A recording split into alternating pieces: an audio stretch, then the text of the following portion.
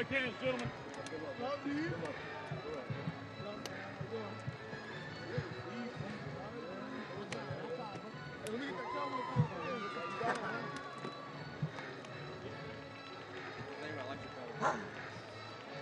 All right, gentlemen, the outline of the state of North Carolina is heads. The athletic shield side is tails. R-S Central is the team. What you call it? Tails is the call. It is heads. You win the toss.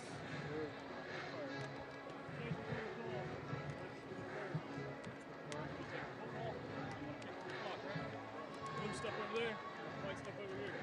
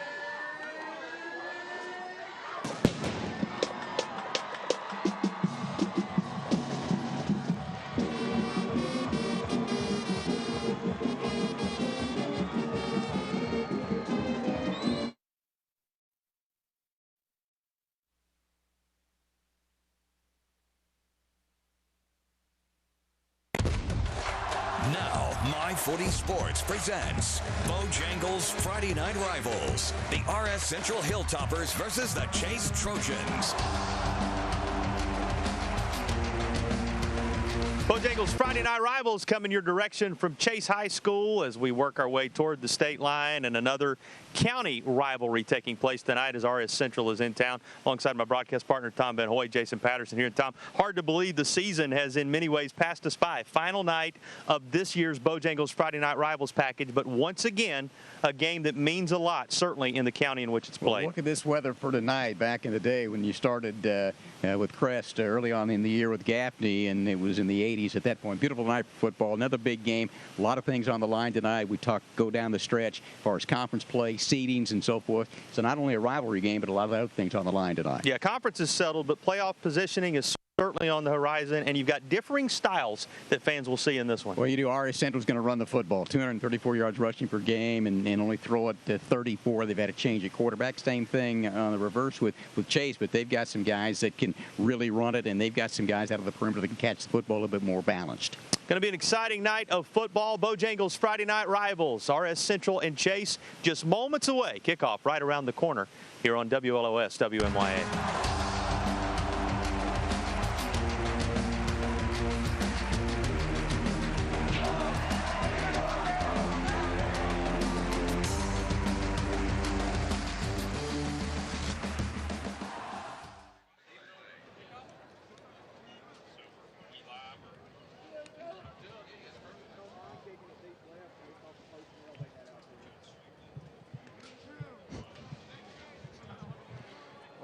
Well, we just flip everybody and keep these left. Well, underway from Chase, and on the opening play of the game, these two eager to get started. County rivals battle for Rutherford County. You know how much energy there is, and unable to bottle it up, Tom. They get rolling here. We have a handful of flags come out on the opening sequence before the football is under the direction of R.S. Central. The toss was won by Chase. They elected to defer, and so R.S. Central will take the field first offensively. There you get a look at the head man here in front of the home faithful. He has created a winning environment as the reigning Mountain Foothills 7 champions out there on defense first this time around as Chase tries to put a slow to this R.S. Central offensive attack. And the first R.S. Central play from scrimmage as it goes to McIntyre going to be followed up with a flag as well up out on the 24-yard line. So a little bit of laundry to get things started here, Tom. Yeah, got off to a quick start there. A couple penalty markers there. And then on the first play of the ball game, tried to run the option to the near side and ended up with a foul on the defensive side as well, and a couple of miscues to begin things here. Well, and the option is what they will be running all night long. That's what you're going to see. It's a little bit of a different wrinkle that the Hilltoppers bring to town when they visit different campuses across Western North Carolina, and you have to honor everything when you're playing this triple option offense. Yeah, I mean, discipline on defense, you always talk about it. The other part about that is it's tough to simulate at practice, and you don't see it a lot. Here is Boone Hodge at the quarterback position for the Hilltoppers. Neither of these quarterbacks you will see tonight started the year at quarterback. In fact, Hodge was in the defensive positioning on the depth chart. He started the year as a linebacker, now finds his way at the helm of this offense due to some changes that took place, and calls his own number here, but will be stacked up among others. Caleb Shires there to help push back the QB. But what do we need to know about this quarterback, Tom, on the R.S. Central side? Well, you know, he got in there a little bit midway through the season. He could run the football, 43 for 225, 3 touchdowns over 5 yards. Not going to throw it much at all, just 6 out of 22. That's it so far. A couple touchdowns, 3 interceptions. So pretty much a ground-dominated team. But he's pretty good carrying the football. New ways to run the triple option these days, right? You can do it from the shotgun positioning, and that's exactly what you're going to see from the Hilltoppers of R.S. Central throughout the night. They get this forward to the 35-yard line. Here comes 3rd down and about 1. So in search of our initial Hendersonville Family Dental first down tonight, a big 3rd down stands in the way for R.S. Central. Yeah, this would be a big stop if they could do that. You take a look at the R.S. Central lineup as well, and these are guys that can really run the football. Carlin McIntyre, Marcus McKinney, 10.9 per carry. And then you go to the offensive line, you got a couple of twins at center and left guard, and Sully Kring and Sean Kring as well. 3rd down 1 coming for R.S. Central on the opening drive of the football game. Freshly underway at Allen Stadium on the campus of Chase. And they give strong enough with the initial push to work on by as McIntyre on the carry, and the Hilltoppers will move the chain. There is our first Hendersonville Family Dental first down. Hendersonville Family Dental will sponsor all the first downs in the 1st and 3rd quarters tonight. And there's the initial one for the Hilltoppers of R.S. Central. If you can get them behind the chains a little bit, I mean, 3rd and 1 is right in the quote-unquote wheelhouse. There's a look at the offensive alignment. There's the surrounding cast for Boone Hodge. Yeah, we talked a little bit about that just a moment ago in terms of McKinney out of the backfield, and the same thing as well in ability to block up front for this offensive running team. Well, they block it nicely to get it out near midfield on the carry from Elijah Guzman, one of those sophomores in the stable for the Hilltoppers of R.S. Central. This is a team, you could see it in the eyes of the coaching staff. You could see it in the eyes of the players as they were preparing for this game, as we were walking around down on the field pregame. They really believe, because of the way the season has trended across the last few weeks, Tom, this group very confident they're in a position to be right there in the thick of it again tonight. And you see the head coach right there, John Faircloth, in his 3rd year, and down the stretch, won 2 out of 3. Gonna love what he sees here. McIntyre again, and that is up across the 40 to the and all the way down to the 35-yard line on the other side of the field as they push forward into Chase territory with another Hendersonville Family Dental first down. How about the junior thus far? Yeah, I tell you, we were talking about the ability to run the football, but you also mentioned the last 3 games beat Patton 33-6. East Rutherford, a really good team. It was 42-37, had an opportunity there, and then winning 41-28 non-conference Cloudland. So down the stretch, the last 3 games, they played pretty good football. Both these teams playing their best football when it matters most, and you certainly want that coming into this rivalry game. Talk about being in the thick of the rivalry game.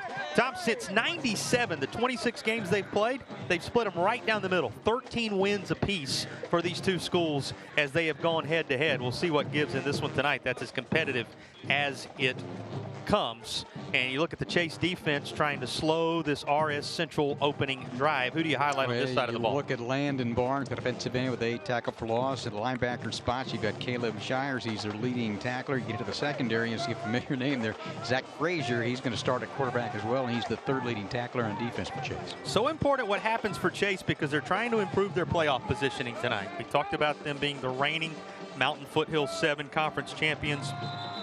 The conference championship, Brevard having already locked that up, but Chase is trying to make sure their playoff positioning is solid. And, you know, despite big wins in recent weeks, Tom, the playoff positioning has gone to some degree the other direction. We'll talk about why as the night goes along, but this is a team very much knowing tonight is important to their playoff hopes. Well, it is, and, you know, we are doing high school football, and academics important, and telling you what, trying to figure out mathematically where you're going to end up is a challenge in and of itself. Might be a final exam. Third down from the 30-yard line. Knocking on the door of what would be the first red zone opportunity of the night. This may get it there. Inside the 20 and out of bounds at the 19. Another touch of the football for Carlin McIntyre, and it is our initial First Bank red zone chance. First Bank, 21 locations across Western North Carolina and the upstate. 16 of them in Western North Carolina alone to serve you. That is First Bank, sponsors of our red zone opportunities tonight. Here's the run that put R-S Central in the red zone. And look at that jump cut there. It was not there. Able to get outside. 5'11", 180, a junior. 84 carries, 677 yards, 10 touchdowns. He averages 8 yards per carry. First down from the 18. The give off to 3. And here is Vogel. Going to be all the way down around the 10-yard line. And a second down coming after they get about half of it. Boy, you'll take that type of first down production all night long when you're not down. You can get that. I mean, you're a running team. You don't want to get behind the chains. Have not thrown it much. And Vogel, the scholar athlete, 6 feet 175, the senior, and you know they're running them in and out of there. And then you've got to block the way. Kind of got in his way there a little bit, McIntyre. So not only do you carry the football, but you got to be able to block on the perimeter. And one of the keys was to be able to defend the perimeter. Boone Hodge, who has come into his own at the quarterback position for the Hilltoppers of R-S Central, and this drive now coming to an undesirable but familiar refrain. This is the way it started with a handful of penalties. There's going to be one in the heart of the red zone now against the offense. Movement that will back them up across the 15, and it's going to be second down from the 16-yard line. Still a first down available at the 8. On the opening drive. And the other thing you notice about the Hilltoppers with this option offense, they're going to eat up some time on that game clock, and they have certainly done so to open the ball game. Down to 6.5 minutes remaining. They have taken almost half the quarter away already from this Chase football team across the course of 10 plays without the Trojans having yet touched the football. And timeout is going to be called for ahead of the second down play. Well, this gives us a chance to go ahead and look at the keys to tonight's football game. Here are the Spartanburg Chrysler Dodge Jeep Ram keys. Lead us off with R-S Central. When they play our game, talking with the coach, all phases of the game. Then you're going to need to finish some drives. Right back to it. Boy, a quick stoppage.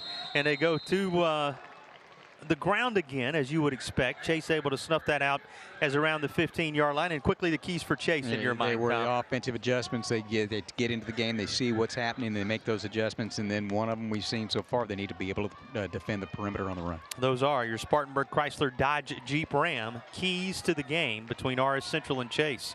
Well, a key down coming up. With inside 6 minutes remaining in the opening period, just how much consequence will there be from this opening drive? Double-digit plays and a third down.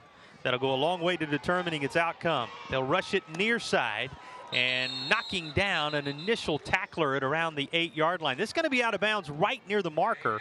It would appear that they're going to mark this closer to the 7, which would be enough for the first down on this carry from Marcus McKinney. You've got to be able to block out on the perimeter, do that successfully, and then you can't get too quick, can't get ahead of that play. You got to bide your time and then make the acceleration did down the sideline for a chance here. Third down conversion makes it a Hendersonville Family Dental first and goal for R-S Central. They were 3 of 3 on third downs to get to this goal-to-go scenario on the opening drive, this Hilltoppers squad. And here's the snap to Hodge. He's going to be right into traffic at the 5-yard line, maybe beyond it. They're going to actually spot him at the 4.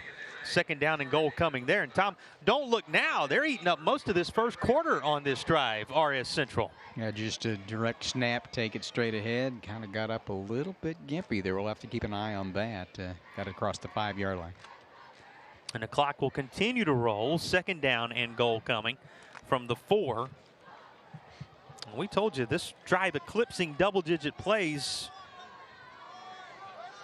just as they work their way into the red zone here. 13 of them now on the drive for the Hilltoppers. And timeout was, you could hear it being called for long before the whistles sounded. And so timeout will be awarded before the snap. A timeout, R-S Central. Hilltoppers wanting to talk it over ahead of 2nd down and goal. Well, this gives us a chance to catch our breath just a moment here, Tom, and reflect upon what has been an impressive drive for the visitors from across the county. And to keep it on the ground, they've been able to get to the outside a little bit. They've gone up inside a bit. They had a variety of different opportunities offensively, and boy, it's just so hard to simulate that in practice, and the live speed of the game and what they've been able to accomplish. And the guys up front, they get it done as well. Now, as far as Chase is concerned, okay, they've given up this amount of yardage, but you're inside the 5-yard line now, and if you could come out of here and maybe keep into a field goal attempt, depending on what they want to do offensively, that would be, I think, a positive. But good start for R-S Central to come in here, take control of the football, and to take control of the early part of the game. Well, and I'll underscore it one more time. You're inside the 5 in more ways than one. You're inside the 5-yard line, and you're inside the 5-minute mark of the first half as R-S Central goes to work. 13 plays, 70 yards, 7 minutes, 5 seconds to this point on the drive for R-S Central. And toward the goal line, trying to lunge for the plane, and they're going to mark this about a yard shy. So here comes a 3rd down goal with inches to go. And you know what's coming. I mean, it's nothing fancy in terms of power football, and you just got to be able to make the play. Going to actually mark this a couple of feet shy of the goal line. That's going to be right inside the 1-yard line. So a 3rd and 1. This is a drive in which R-S Central has already converted on 3 third downs. If they make it 4, it means points go up on the board for the Hilltoppers. Keep it inside, spinning off a tackler and lunging across the goal line is McKinney. Touchdown R-S Central. With a drive like that, you knew it had to end with points. It will do so for the visiting Hilltoppers. Our first United Federal Credit Union touchdown of the night, and it is 6-0 Hilltoppers after a drive that was 8 minutes or so off the game clock. Double-digit play total, and according to plan for this ball control offense. Extra point, true for Reagan Holly, who punches it right through. And it is a first drive according to script for the R-S Central Hilltoppers. Chase gets a chance to answer after the break.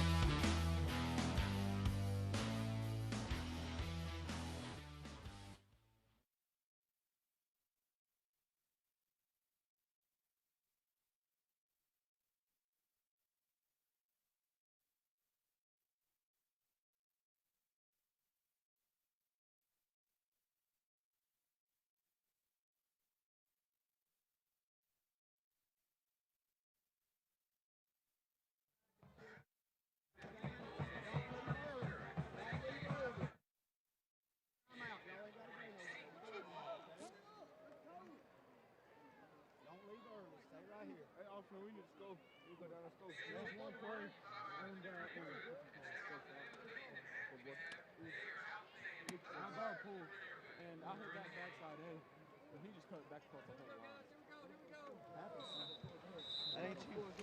Let's go. We all right. Let's go.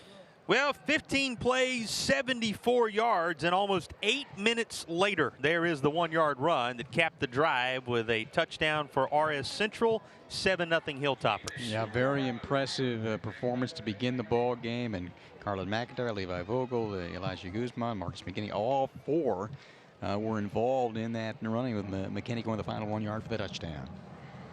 Say it again. You want the actual number? 7 minutes, 56 seconds on the drive. That much of the first period gone, and you said it during the break time, makes this an important drive for Chase. Not just that it's the tone-setting drive of the game, But if you're going to do something with the first quarter, you have to do it now. This will help. Big time return. You're going to see him regularly because he will be handling the snaps across the course of this one.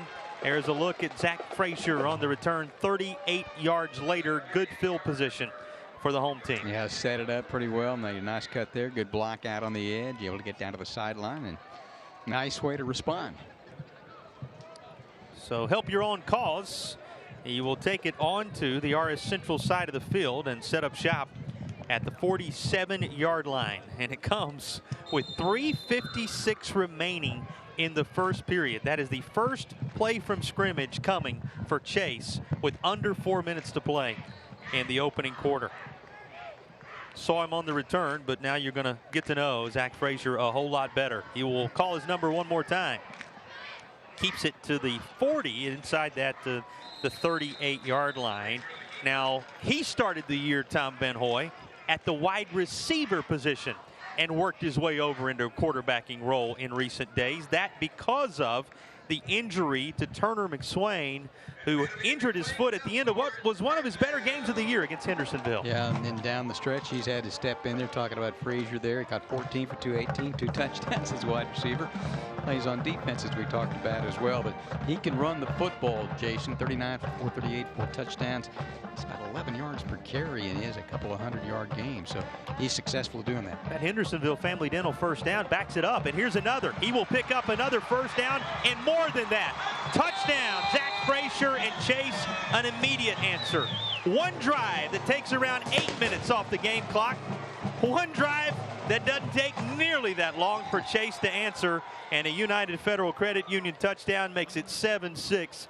Pending the extra point, will be all knotted up again. Well, welcome to Rutherford County with a tale of two drives, Tom Van Hoy. Yeah, they could not have scored more differently. Yeah, you talked about 1574, 756. It's just a couple plays after the kickoff return by the young man that just scored on the run. Zach Frazier reminding everybody just how important he is to this squad. One of the senior leaders on this group. Extra point is true, and it is 7 apiece. Well, Rutherford County showing you there's more than one way to get the job done. Two very different touchdowns and a ball game that is even again.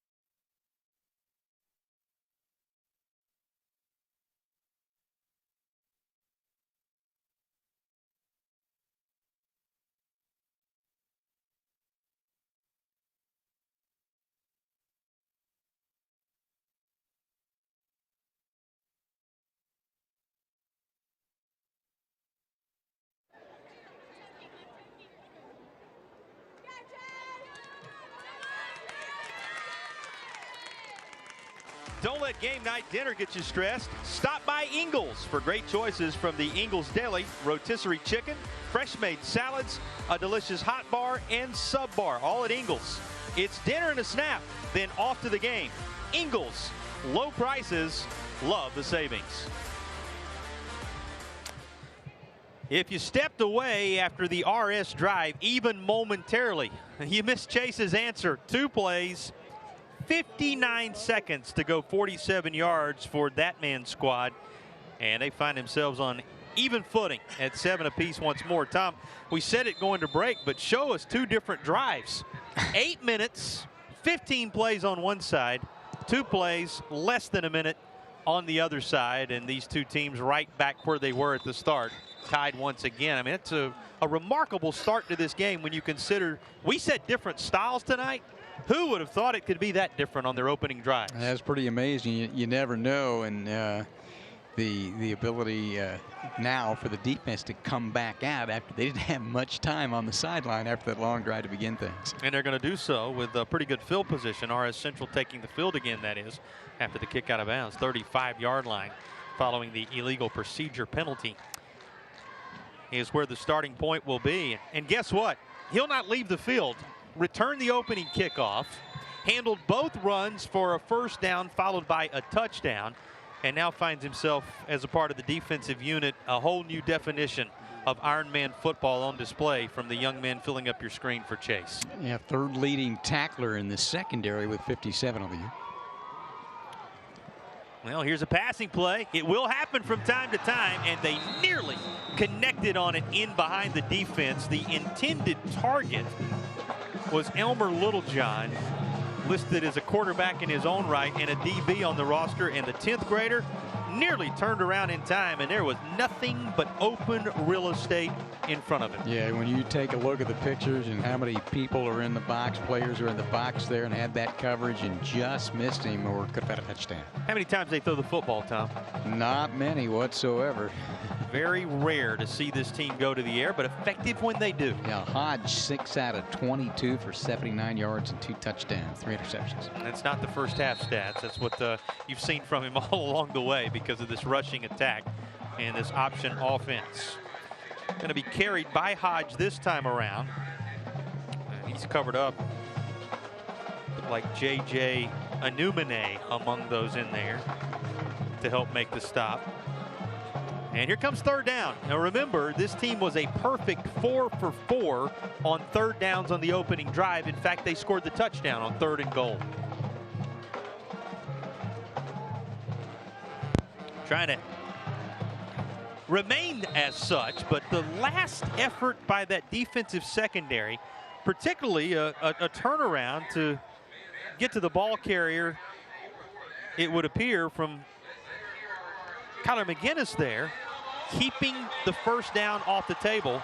And here comes 4th and 1. Yeah, they're a running football team. You figure, you know, they think pick up 1 yard or so and just keep this drive alive if you can. Your final regular season game of the year, big rivalry game, big moment here early on. Hasn't been a problem so far. The pile will simply be pushed by that offensive line on 4th and 1.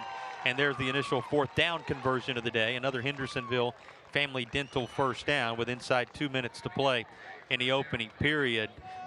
You probably can find a good spot here to talk about how good the offensive line has been, Tom. Well, Sully Kring, 5'11", won that senior center there and went off the right side. Lathan Metcalf, 6'3", 275 sophomore. On the left guard, Sean Kring, 5'10", 200 senior. Then C.J. Gardner, the left tackle at 215, and Kendall McIntyre at 5'8", 280. Well, the skill players not too bad themselves. How about the adjustment by Elijah Guzman there on what could have been disastrous? He grabbed the pitch with one hand just to keep that from being troublesome. It's going to be a loss, but it could have been a whole lot worse. Yeah, he did a pretty good job there, just corralling the football. We'll get one more look at it, and Hodge almost lost it to begin with. And you know, good job there. You got a fake inside. The quarterback can carry it, but then you pitch it out of the edge, and did a good job, as you mentioned, just to bring it in and keep it from bounding away, and maybe have Chase have an opportunity to get it. And a little bit of difficulty on the snap, and then a little bit of difficulty on the pitch, but all shakes out to about a 3-yard loss inside the final minute of the opening period.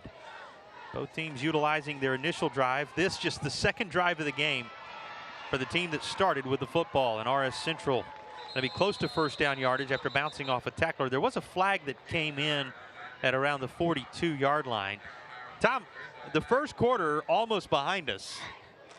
And Chase will have only touched the football once in the first quarter. This the beginning stages of just the second drive for R.S. Central. Yeah, ran 2 plays.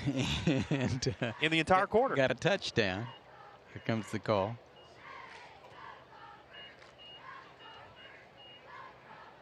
Our referee making sure he clearly understands what the desire of that Chase sideline will be. But it's a wonderful point you make. You never know what you're going to see on a given Friday night. Here's the call.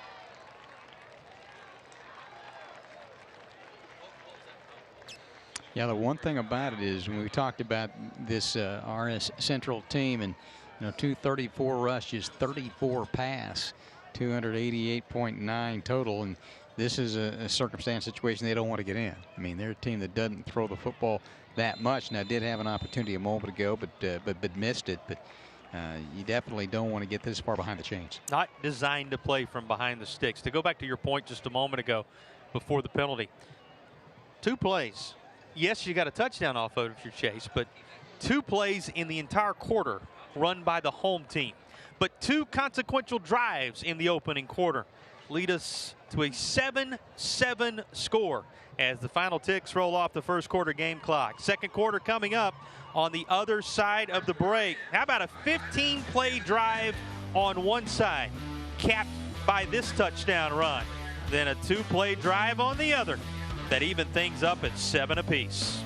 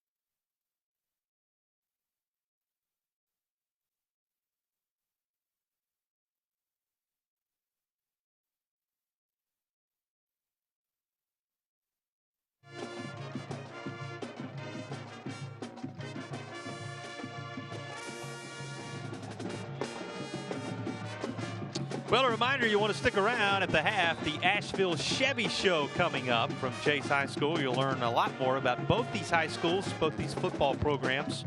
And we'll have highlights and stats, all that a part of the Asheville Chevy Show coming up for you at halftime. And at the rate we're going, Tom, it won't be long. Be about 8 o'clock.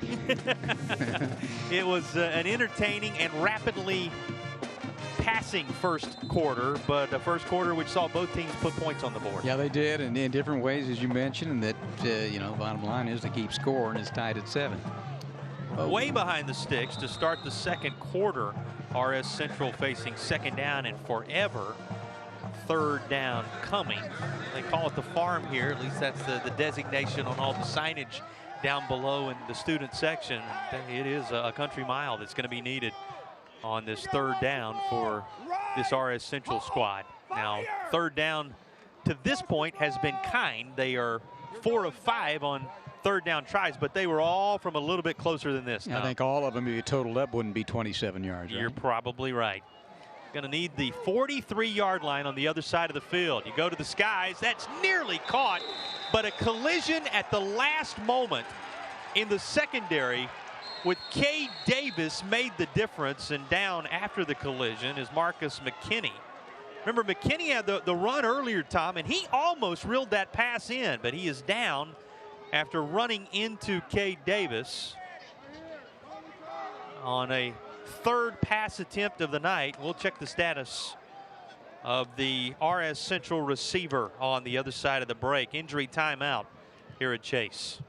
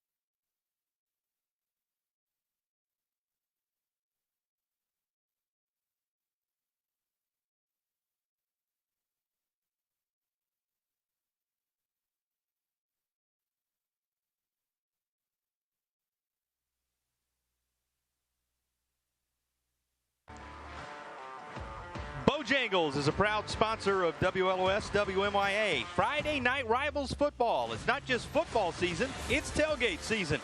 Make sure you download the Bojangles app, order ahead, and then head to Bojangles. Pick up your tailgate Big Bow box today. Tailgate like a legend. It's bow time.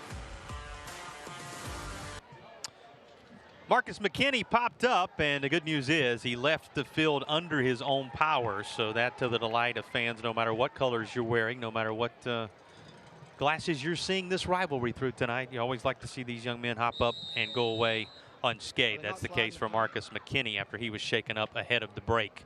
It is 4th and long, so R-S Central to punt. And he puts a right foot into it. Return man going to let that hop, and it'll be blown dead at around the 35-yard line. So first non-scoring drive comes to a halt at the 11:42 mark, second period, as Chase will have a second touch following the 36-yard punt. And Tom, that just was the scenario in which R-S Central, a tale of two drives for the visitors, right? 15 plays, they kept moving forward on that opening drive. His team ended up behind the sticks and not much they could do, though they went to the skies, almost completed the pass, but 4th and long, set to kick it away. Yeah, as you say, there aren't many 3rd and 27 plays. Actually, I thought they did a pretty good job to having an opportunity there, but Davis closed in and made contact and knocked it away, and here comes Chase with a second opportunity. Second touch of the football for Chase as we open the second quarter. And Trojans going to go to the skies out near the 40 to the 42-yard line, and that is K. Davis who makes the reception. He made the defensive play, turns around and makes the offensive reception here, and that's going to be a running theme throughout the night. You know, the rosters of 25 or so on each side that will be playing, many of them both ways, and Davis a bit of a reminder of that. As they sort this out, Tom, we can talk momentarily about just what it means for these high schools to play Ironman football. You're staying on the field pretty much all night long. Well, for Chase, 7 players go both ways. On offense, 4 seniors, 6 juniors, and a sophomore start. And then you flip it to the other side, there are 4 that go both ways for R-S Central. And so it can be a difficult situation sometimes. When we talked about Frazier, you know, young man that opening kickoff, quarterback, third leading tackler, and can do it all. And you know, it takes some obviously some ability to be able to train for that and not just on one side of the football. Yeah, Davis a reminder of that here, and despite the positive gain, going to be first down and about 9 after they deal with the face mask, as you saw the call just a moment ago. 11-17 and ticking downward to go in the second quarter. Clap of the hands, and this is going to be passed out to Devin Mosley. Mosley going to be wrestled down in the open field as Levi Vogel was there to make the stop, and once more flags come in. Flag right on the tackle as Vogel was trying to come over and take one of the Mosleys down. The Mosley's unrelated. Devin Mosley, you'll hear us call Jahari Mosley's name throughout the night tonight as well. This is another face mask that is going to go against Chase here, Tom. You see him trying the stiff arm, but gets tangled up in the face mask of the defender. Really good camera work there. Good call by the official. I think on first glance, you think it's going to go on the other side, but very good look there at what transpired. So now here is Chase going the opposite direction. So after a successful first drive for both teams, the second drive seeing both squads slide downhill the other way. And it's going to be first down, 22, 45-yard line, what is needed by Chase. The difference is a whole lot of downs to work with here, and these wheels to work with them. Here is Frazier again, and he's going to pick up the first down as he goes for about 26 on this carry. Tell you, Frazier looks like he's a natural at that quarterback spot, particularly running the football, and getting his passing numbers, they're outstanding as well. First down at the 49-yard line, and again, the plays from scrimmage that have mattered for Chase have been number 6 with the wheels. He had the 2 rushes, 1 for a first down and 1 for a touchdown. That made up the 47 yards on the 59-second drive, in which they posted 7. He did the good work here to get things started.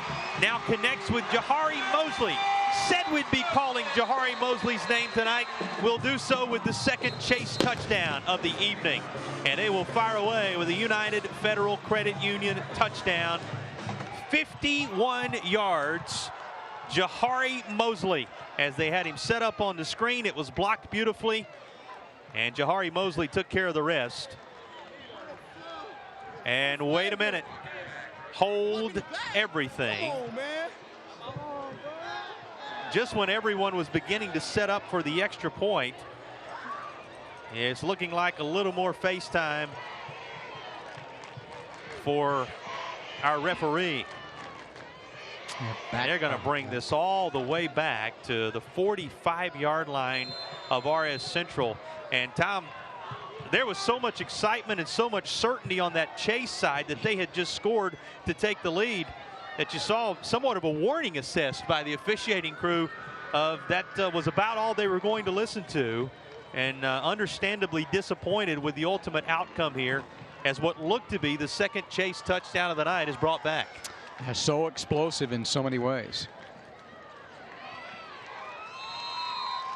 And the first down play, good for about a yard. Second down and about 4 coming. And everybody's attention on the touchdown run, and the fans still looking for exactly what took place there. Well, Chase offense got it done so quickly on their only drive of the first quarter. We haven't walked through the offensive starters yet. Here they are for the home team. You do know Frazier, Dazon Murray is an outstanding running back with 11 touchdowns, and wide receiver Jahari Mosley, he's got the 38 catches, and you saw what he can do in the open field. And they got 3 senior offensive linemen, including right tackle Jeremiah Lipscomb. Up the gut with it himself is Frazier. And he's down around the 41-yard line. That's going to be good enough for a first down, it would seem. Yep, they'll move the chains now on the Mills River Family Dental first down. Well, how often is the case that your first down of the game is a Hendersonville Family Dental first down? Your second one is a Mills River first down. That's because you didn't need a second first down in that opening drive, and you didn't touch the ball again until the second quarter, which is one of the storylines here. But Chase, after having the touchdown called back a moment ago, hanging with it, 1st and 10 from the 40. That is tipped. Still going to find Jahari Mosley. Let's see if he can find the same type of open spaces as he did on his last catch. Not quite as much. He is inside the 30, and that'll move the chains again. Another Mills River Family Dental first down. Jahari Mosley, already an impressive look in the early going. Here's the group trying to slow Mosley and Frazier and company, the R-S Central D. Well, along the defensive forward wall, C.J. Garner, the defensive end, 6 tackle for loss. Inside linebacker Jacob Hudgkin, sophomore, 1 of 4 sophomore linebackers. Then you got Levi Vogel in the secondary that anchors that area. Setting his feet, firing away. That is incomplete. Over to break it up is Marcus McKinney. We told you McKinney, who was the player shaken up when we went to break a little earlier in the game, was able to come back no worse for the wear, and he's there on the coverage for the disruption this time around. There is a flag down again at the 27-yard line, and it looks like they're going to walk this off against Chase once more. And ineligible is what they're saying, Tom, as they will back this up across the 30. And it's going to be on the 34-yard line, so an eligible man downfield. And they'll still need the 19 to move the chains. Will the Trojans? Well, a drive that's been start and stop, touchdown and back, and now here they go. First down and back, bring it back again. 1st and 15 coming. So the Chase drive extended by penalties, and I mean extended in its time frame and in its nature after that first touchdown came 59 seconds into the opening drive. They keep it on the ground here, and there is Dazion Murray, a junior running back / linebacker for Chase, in the thick of things here. He only averages 8.5 yards per carry, Jason. 11 touchdowns on the year, over 800 rushing coming in. So many weapons, as you can notice, for this Chase squad. Tom, we were getting into it a little bit earlier, but this is a Chase team that's somewhat hindered by the big win they had a week ago, right? When you look at the overall state rankings, when you look at what they're trying to do in terms of playoff positioning, the RPI, because of the record of some of the opponents that they're asked to play, that they're forced to play, maybe not helping this team improve its cause, even as they play better football down the stretch. Well, they win at Patton. As you get one more look at the coverage inside there, Patton 59-0, and they lost 3 points in the consideration in terms of how you determine some playoff situations. So I don't know how you do it mathematically speaking. In the last 2 games, 129-26, including a 70-26 win over Polk. But you know, tonight all but assures your spot if you can come away with a win against your rivals R-S Central. Solid footing in the postseason. And to that end, this drive continues. A red zone opportunity in effect. And they keep it on the ground in the grasp of Jahari Mosley, who gets the call this time as a ball carrier after being targeted more through the air on the screen passes to this point. He actually gets the snap himself and takes it forward to around the 12-yard line. So second down coming from the 12. Ran a little, I don't know if the pass option was in there, but a little fake it up inside and pull it out and head up inside. So showing his versatility. Well, and R.S. Central sees that in practice every day, right? A little bit of a wrinkle in terms of option type play. 5 carries, 88 yards to this point. And here is a big time lick. And the ball is going to be recovered by R.S. Central as Cameron Scott gets in there to cover it up after the ball is shaken loose from Frazier. Cameron Scott celebrating with his teammates. Let's see who got in there to actually knock it loose and provide the chance for Scott. That was Elmer Littlejohn for R.S. Central, who provided the big lick and forced the turnover. Didn't see him coming. And the backside, blind side hit there, and really didn't have much of an opportunity. Boy, nice play defensively to keep him out and get it back. Cameron Scott, one of the seniors after a sophomore, Elmer Littlejohn, shook it loose with the big hit on Zach Frazier. And R.S. Central with the ball back. So how big now is that penalty, Tom? Because the touchdown comes back off the board for Chase, and the drive ultimately does not result in points thanks to the turnover. So tuck that away in the back of your mind. That is a big swing in this football game, second period. Yeah, it really is. We've seen, and from both coaches, to tell you, too many penalties early on in this one. But yeah, big swing of momentum there, particularly here on Chase's home field, and would have been up by 14-7. Didn't happen though. They had celebrated a touchdown on the Jahari Mosley pass play, screen variety, and worked his way loose. But an untimely penalty, and then a turnover in the red zone. That has it at 7 apiece with R.S. Central. You know, they may very well handle the rest of the quarter. They could. With the way things went in the first. We'll see if they can go on that type of sustained drive. This will help. All kind of open spaces across midfield. Just a couple of guys with a chance to chase down the ball carrier. One of them will, and you know who it was. One quarterback chasing down another. Zach Frazier finally catches Boone Hodge from behind. Yeah, Frazier had the angle in the secondary. Let's look for markers. Don't see one right now. And, you know, fake up inside McKinney, you have to be aware of what he can do, and you have to be aware of what he can do as well. And here comes Frazier to run him down. Couple of quarterbacks, couple of the fastest guys on the field, and it is, in fact, Zach Frazier who runs down Boone Hodge. So, yep, he returned the kick earlier. Yep, he had the 2 runs that resulted in the early touchdown for Chase. And now he chases down Boone Hodge with one of the key hustle plays of the night. It is a Mills River Family Dental first down. 1st and 10 from the 24-yard line. 59 yards on the carry for Boone Hodge. Inside 5 minutes remaining in the opening half. Ball on the ground, but it pops right up into the grasp of Carlin McIntyre.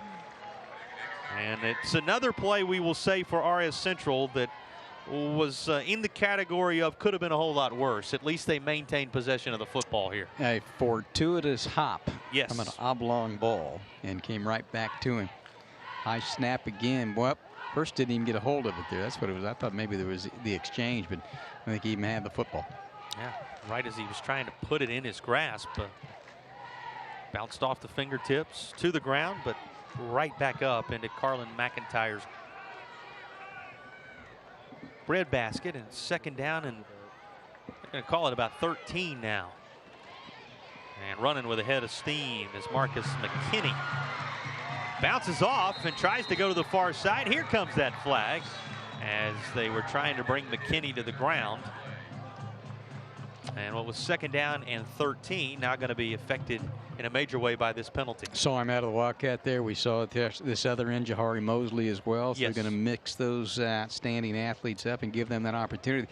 I know there's the penalty on this play, but that would have been one of the best 2-yard runs you've seen in a long time. Running a while just to get positive yardage. Instead, they will walk this off against R-S Central.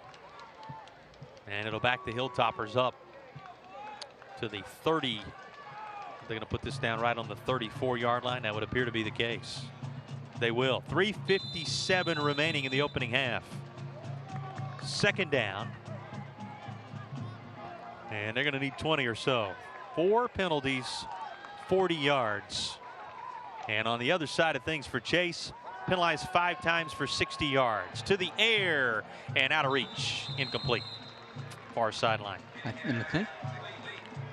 I think Bogle was back there. We'll have to wait and maybe see on that. But tried to go deep. Don't throw it much, as we've talked about throughout the course.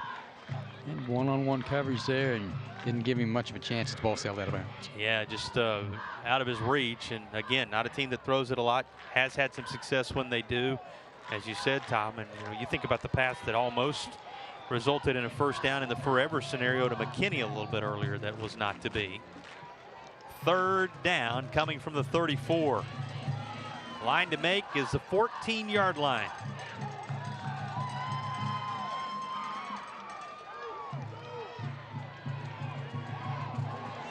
Up top and nearly picked off. Boy, climbing the ladder and just not quite able to bring that home was Zion Edgerton. Edgerton used every bit of leaping ability he had and just couldn't quite bring in the pick. Yeah, pretty close for the big sophomore linebacker. It's a team that has 13 interceptions on the year. And for all the positive things done tonight, Boone Hodge to this point 0 for 5 when he has gone to the skies, and several of those passes falling into that nearly completed category. That was nearly completed to the wrong color jersey, though. Incomplete. And it's 4th down. Still needing the 14. Offense remains out there for R-S Central. Going to be rushed this direction. Bogle, and he is run down the line and out of bounds. That'll be a turnover on downs. Chase will take over at around the 34. Let's see where they spot this. Looks like they're going to say he was out of bounds. Yes, at the going to bring it inside the 30 to the 29-yard line. So the down marker had moved to the 34. They'll have to adjust that now on the far side to get ready for this drive to begin at the 29. Well, he was busy defensively a moment ago, and now Frazier back to work at the quarterback position. Not a lot of time to work with, but proved earlier in the game they may not need it. He may not here. Frazier's still up, and he finds open spaces on the far side. He's going to take it to the house. 71 yards for Frazier. His 2nd touchdown run of the night, and this time no flags. Chase will take the lead with 3:16 remaining on the first half game clock with a united touchdown for Chase is Zach Frazier. Boy, he is an impressive player when he can find some open space. Yeah, I mean, you run across the formation. You've got to from a discipline standpoint, you have to follow him, then tuck it back inside. That has been a highly successful play that he's been able to run tonight. Now the United Federal Credit Union touchdown run for Zach Frazier, his 2nd of the evening. And it puts the home team up for the first time. Chase leads it 14-7 at the 3:16 mark, first half.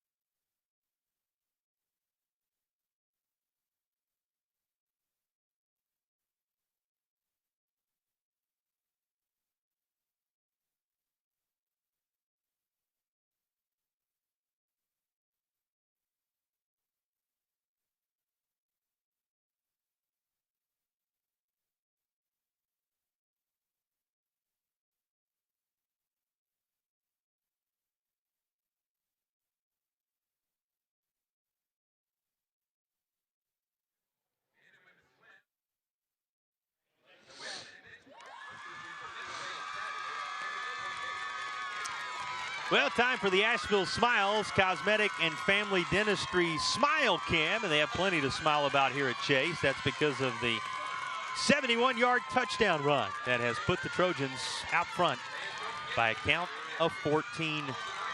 Tom, if you thought 2 plays in 59 seconds fall into the category of a quick drive, how about 1 play, 12 seconds? 71 yards later, Chase is back in the end zone. Well, they have a big scoring capability, let's put it that way, for Chase. And, you know, you even go back to the 59-yard run that Hodge had, set him up in perfect position and maybe take the lead, but not able to do that. And then the first play go the distance for the touchdown. Well, think about this. They shook off the turnover as well. R-S Central had forced the turnover when it looked like Chase had secured the 14-point total a little bit earlier, able to shake that off, get the turnover on downs, and then 1 play later, 71-yard run from Zach Frazier, and they're back into the end zone. So 3:11 remaining in the opening half for R-S Central to answer. Keep in mind, Chase also will have the football in the third quarter to begin things, because Chase won the toss and deferred, so that makes this all the more important for R.S. Central as they go on the mark. Well, 3:11 to go. It's all important for them to keep the ball away, because we've seen a 1-play and 2-play touchdown runs for Frazier, 35 and 71. Yeah, 59 seconds on one drive, 12 seconds on the other. 3 minutes, plenty of time. That's going to be tossed and covered up, just kind of smothered this time by Levi Vogel to make sure that possession is maintained by the Hilltoppers. Got another country club hop there, Jason. That's one that could have been disastrous as well and turned the entire complexion of this game. But a little bit high and missed him from a timing standpoint, and able to fall back on the football. But again, what we've seen with R.S. Central, this is a team you don't want to get behind and the change, and they have faced that opportunity too many times. But I'm with you, living a little dangerously when you consider how many times they've had to get a decent hop to fall on the football, have forced the game's only turnover thus far, and have dodged a couple of their own. Let's see if they can parlay that into something successful on this drive. Marcus McKinney is going to be given forward progress to the 30. That's about it. Clock winding toward 2:20 to play, and timeout looks like it's going to be taken, as Chase wants to stop the clock, preserve as much time as possible. One taken earlier in the contest, and now opting for another. Timeout Chase. More football on the other side of the break.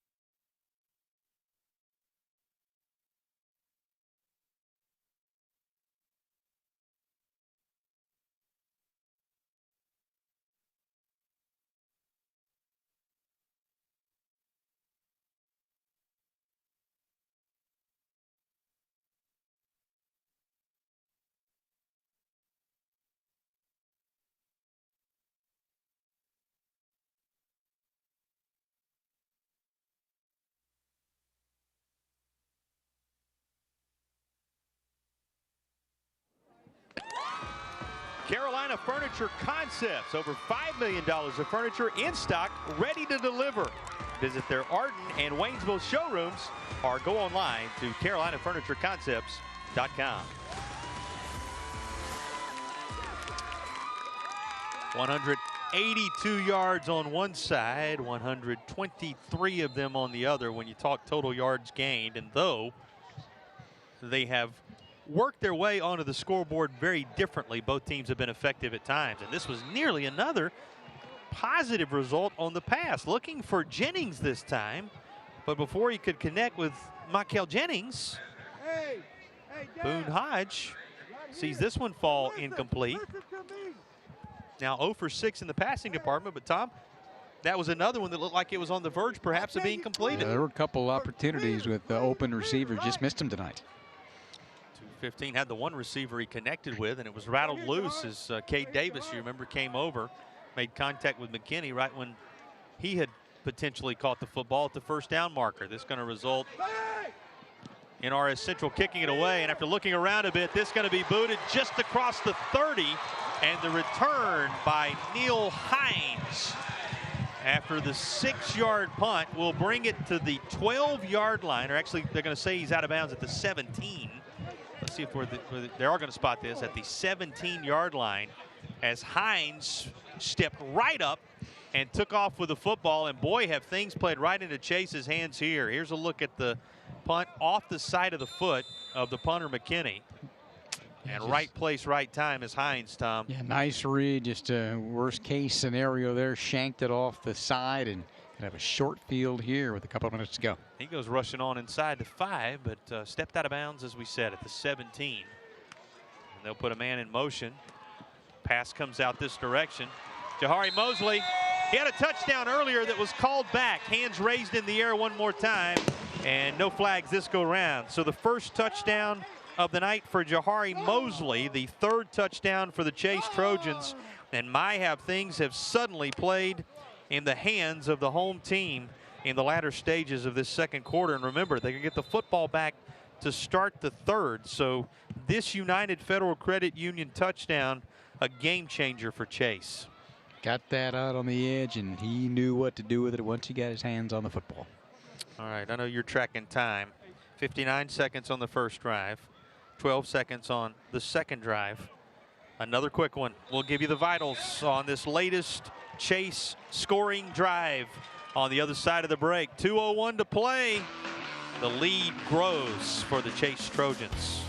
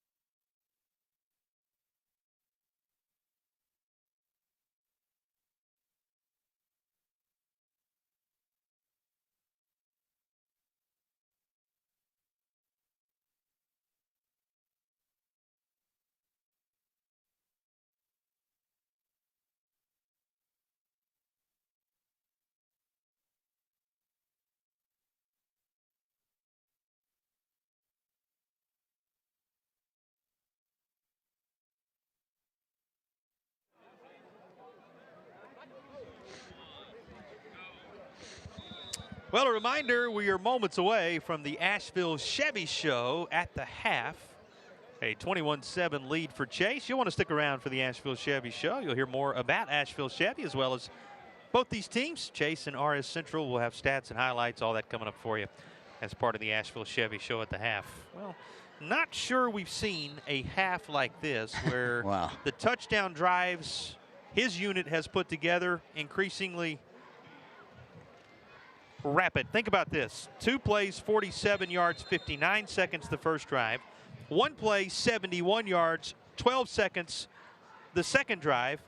And if 12 seconds wasn't quick enough for you, 1 play, flip the numbers, 17 yards, 5 seconds. And Chase now up 21-7 in the football game. How about that, Tom? All 3 scoring drives for Chase, none of them taking over a minute. And one of them a bat your eyes drive just a moment ago. I mean, it's going to be interesting when we see the stats at halftime, though, because 15 plays, 74 yards, and 7:56 to begin. 7-0 R.S. Central.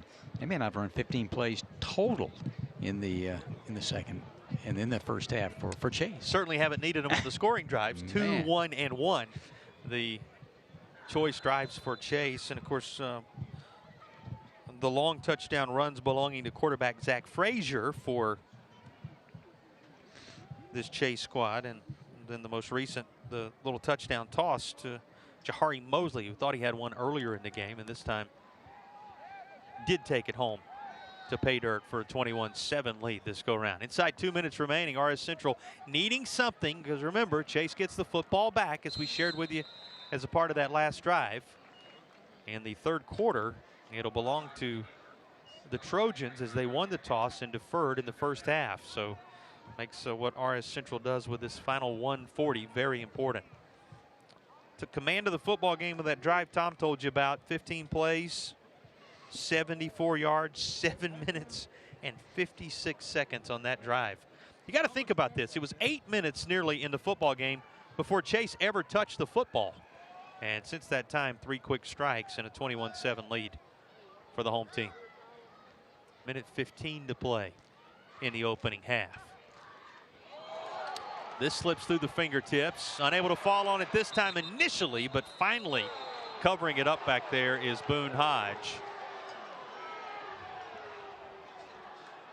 And a flag comes out at the very end of this sequence. Boy, that's another near turnover for R-S Central. Hodge at the last moment able to cover it up, and then all that followed going to result in penalty flags that must be sorted out here with 1:05 left in the half. Might have been, I can think of as a late hit there at the end when he was trying to cover the football, but we'll see. And then, Tom, there may be multiple infractions. The other came way later.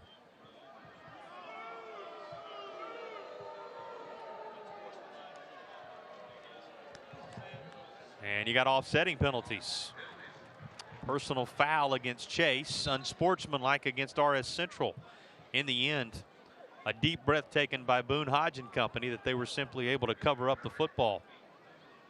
So offsetting penalties with just a minute and change to go in the half. Yeah, it's been a situation there with a couple of errant high snaps here tonight for Hodge to try to corral there, and not much he could do there. Just sailed away and got down on it and got hit there, and then another penalty. That's a big penalty against R-S Central, because the initial penalty was against Chase and changed the complexion at that point, but other one came out as well. We'll see what happens here in the final 1:05 of the first half.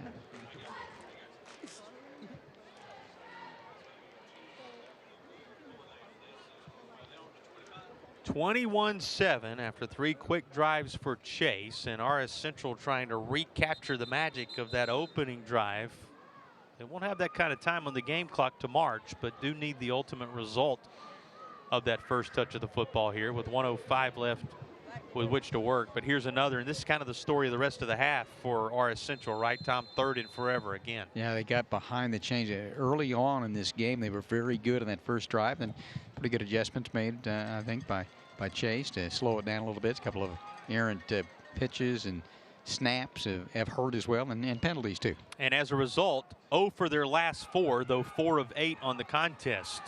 This is going to be short of the original line of scrimmage. Is a big hit as the end of this at around the 38-yard line. 4th down coming. Remember, on that drive, the 15-play drive, they converted on 4 third downs. The last 4 and now the last 5 unsuccessful. And here is the big lick that was laid by the ball carrier on this occasion. How about Elijah Guzman stepping up there? And Elmer Littlejohn was the quarterback then that flipped it out to him on the edge. So 4 of their first 4 on 3rd down. 0 for their most recent 5. And then after rolling the dice just once on 4th, it will be another punt attempt on this 4th and 12.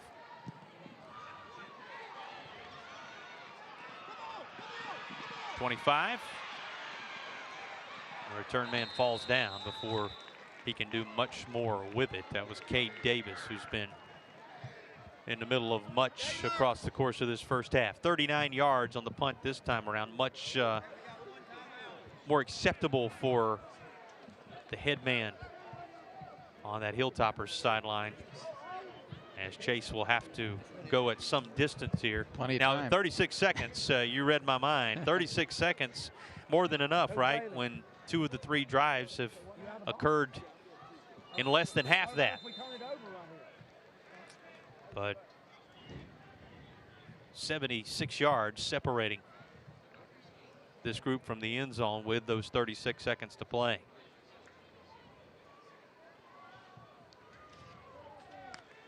And Zach Frazier going to need a little bit of time to rest at the intermission. He'll dump this off. There's Devin Mosley. Devin Mosley up to the 40. And they are talking about spiking the football after the movement of the chains. Chase up to the line quickly, and they'll do just that. Spikes it with 28.2 remaining in the first half. Well executed thus far. Plenty of time left. Well, every time Chase gets that ball in open space, an opportunity exists to take it the distance. Been very effective doing that for the first half.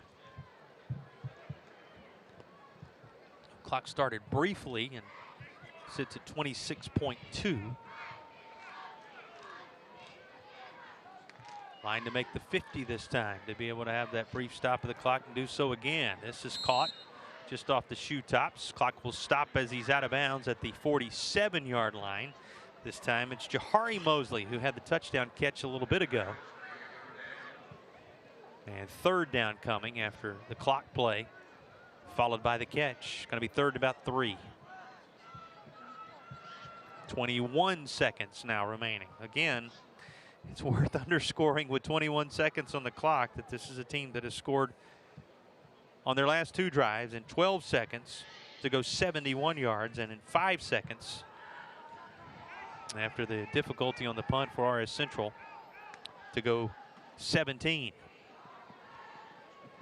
Loading up with a home run ball, and it is through the hands of his intended target, Devin Mosley, down around the 5-yard line. Boy, that pass looked for a moment, Tom, as if it was going to result in a 28-7 lead. And well thrown that time. We'll get one more look at it. Step back, unloaded, one-on-one coverage, and just out of the reach of the sprinting Mosley. Devin Mosley had worked his way in behind the R-S Central defense.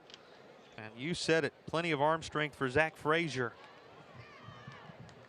And we talked about, you know, when he had to come in after the injury to Turnbuck Swain back in Hendersonville, but 19 out of 28, that's a pretty good percentage. 281, 5 touchdowns and 1 interception. So he's good at 65% at a little bit of time. Going to run it himself here up near midfield. He's right on that Trojan logo. But a flag is down at around the 38, just as the play was getting underway. Boy, you think about the seniors tonight too, Tom. Not something we've really talked about, but as the officials sort this penalty out ahead of the 4th down play, a reminder of what a night it is for that group. Their numbers kind of surrounding the logo here at midfield. It's a night they really place emphasis on those who have spent their careers here at Chase and turn this into a winning culture here at Chase as well in so many ways, something we could talk about in the second half. Timeout being called for with 3 seconds remaining. And again, we saw the deep shot and how much it nearly paid off. So a little bit of time left for Chase to take for a spin. The other part about that is you might see another penalty. I mean, it started off on the kickoff, and it is almost going to end here in the first half with a penalty as well. Yeah, untimed down goes a long way, right? You just never know. But gives us a chance to talk about the winning culture that has been put into effect here at Chase. 4 years in under coach, and he has, what did he say? He said, you know, went home after a tough loss this year. He said, and my wife looked at me and she reminded me, she said, when you came here, you wanted them to start to expect to win. He said, the fact that we do take the losses hard and it has become a place where the expectation is the W speaks to how well the job has been done in his 4-year tenure. Took over for Court Radford, who's now at Asheville, goes 4-3, 3-3, then he goes 10-2, 4-1, lost in the second round of the playoffs too. Get lots of teams you broadcast in state championships, Reedsville, and then 12-1 last year and lost in the third round to another very good Reedsville team as well. Expectations are high. Titletown, they call it, with good reason. And here is one last heave coming from Frazier and playing center field back there. The R-S Central defense able to knock this away, incomplete. That will be the half. The successful drives for Chase, 2 plays, 47 and 59 seconds. 1 play, 71 yards in 12 seconds. 1 play, 17 yards in 5 seconds. And add it all up, it is a 21-7 lead at the intermission. Pretty impressive first half for Chase when you consider they only touched the ball for 1 drive in the first quarter. Yeah, yards per play, when we take a look at that, it's going to be one of the big statistics here in the first half. Impressive start by R-S Central. Had won 2 out of 3 and had played exceptionally well. And this is a strong Chase team, and they came right back out and able to get it done. And here is the Carolina Furniture Concepts Coach's Corner as we get the thoughts from the Chase sideline. Thanks, Tom. Thanks, Jason. This is the Coach's Corner, brought to you by Carolina Furniture Concepts. Well, Coach, you guys had a very productive and explosive first half. 3 touchdowns. You played a very physical game, and obviously their run game has been on full display from start to finish. What are your thoughts on the first half, Coach? I thought we came out, we gave them a score early. You know, I talked to the kids about how with that style of offense they run, could take a series to adjust to the speed they run the option with. Thought that was the case. After that, we played pretty good on defense, did a pretty good job of stopping them, slowing them down. Been pretty efficient on offense. We fumbled on the sack here one time, but other than that, I've been pretty happy with our performance. Now, what can we expect from you and your team in the second half of the game, Coach? We're going to make a couple adjustments on defense, a couple areas where we got hurt. Offensively, we're going to try to continue to do what we've been doing and run the ball, and then when they give us some of those passing plays that we had, we'll take those. All right, Coach, good luck to you and your boys in the second half. Thank you. All right. Tom, Jason, back to you guys. Well, the adjustments certainly made after that opening drive. His team allowing little else and all the scoring the rest of the way belonging to Chase. 21 unanswered after that opening drive for R-S Central. Takes us to the intermission with a 2-score lead for the home team. Asheville Chevy Show at the half coming up. You're going to see a lot of Zach Frazier and company. An impressive start to this one for the crew home standing on this night.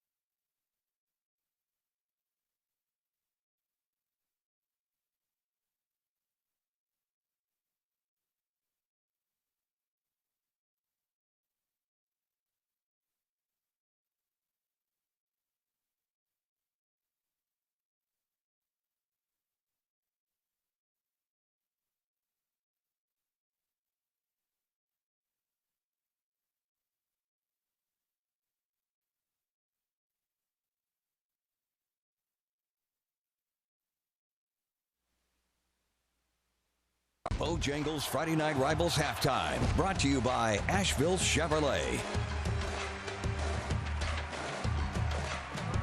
Welcome back to the Asheville Chevrolet Halftime Show here on Friday Night Rivals. Folks, joining us here tonight are the proud and longtime sponsors from the aforementioned Asheville Chevrolet, Stan Anders and Bobby Roussel. Gentlemen, good to have you all on the show as always. Great to be here with you. Of course. Bobby, I know, of course, no halftime show is complete without the Bobby Roussel first half assessment. So, let's have it. Well, it's been a really good game. There's been a defensive fight back and forth. Chase is on top, and it's looking like they're going to win. It's just going to see what happens in that locker room with the halftime adjustments. Now, Bobby, I'm curious, given your keen mind, what are some of those second-time halftime adjustments you think are going to be on display? And second of all, what can we expect from the teams in the second half? I think Chase is going to stay very defensive, but the RH has got to. They've got to figure out how to get around them. I got you. R.S. here. R.S. Central. There you go. Now, gentlemen, let's talk. How's business over at Asheville Chevrolet looking? Oh, business is great. We've got a lot of inventory. We've got people coming in, and it's going to be a great month. Okay. And speaking of people coming in, you know, I know a couple of weeks ago you guys had your world famous and annual Breast Cancer Awareness Night. For those who may have missed it, give us a brief overview of it.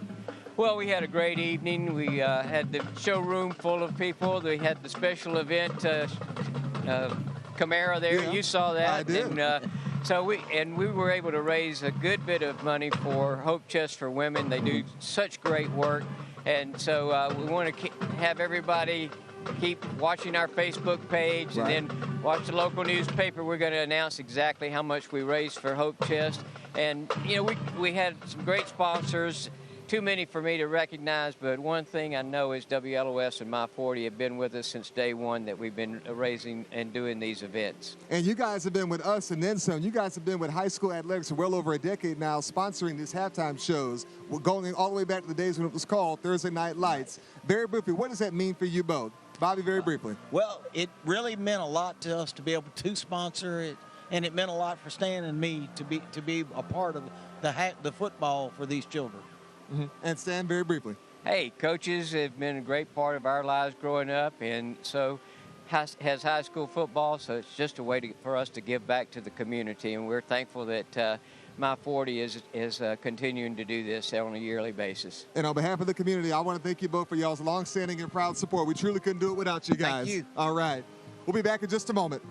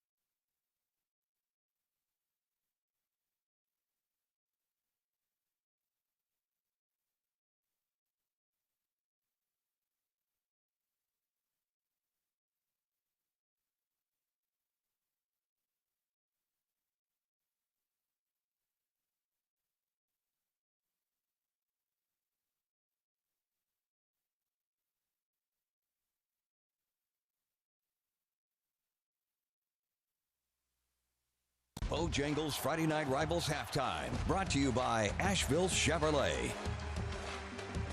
Welcome back to the Asheville Chevrolet Halftime Show here on Friday Night Rivals. Well, folks, here at Chase High School, there are an array of fantastic teachers, and tonight we are proud to stand beside this one to my right here, Mrs. Taylor Wilson. Mrs. Wilson, good to have you on the show tonight. Thank you so much. Of course. Good to be here. Now, Mrs. Wilson, for those who may be unfamiliar, what all do you teach?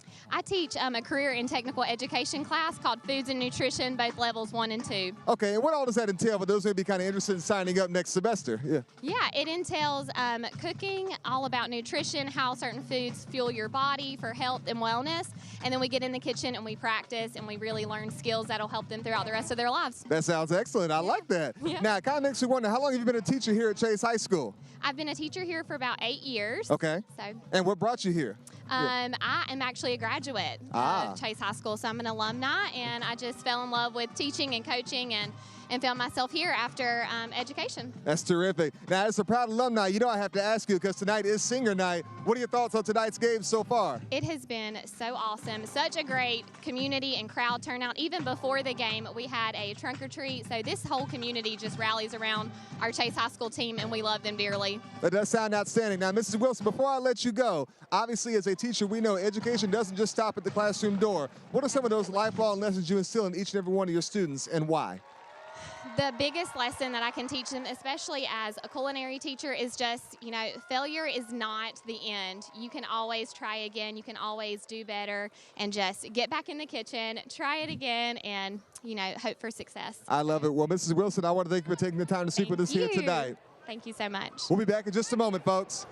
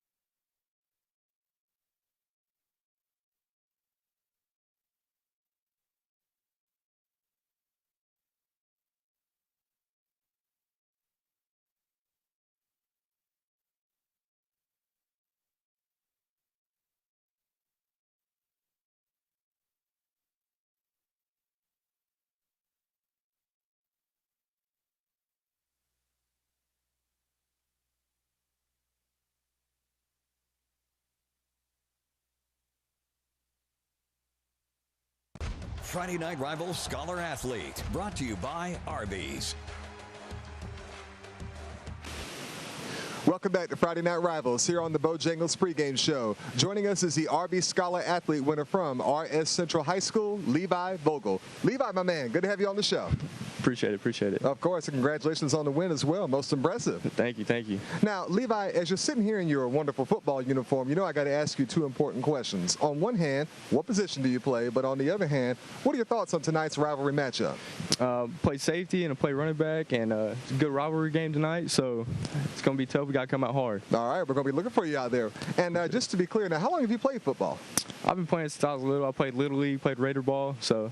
Good stuff, man. Yes, sir. Now, let's talk about academics for a second, because from what I understand, you are an academic superstar. You have a sky-high GPA, and last year you had the highest GPA on your team as well. You're a member of the National Honor Society and the Beta Club, too. Is all that right? Yes, sir, that's right. Okay, what are some of your additional academic accomplishments?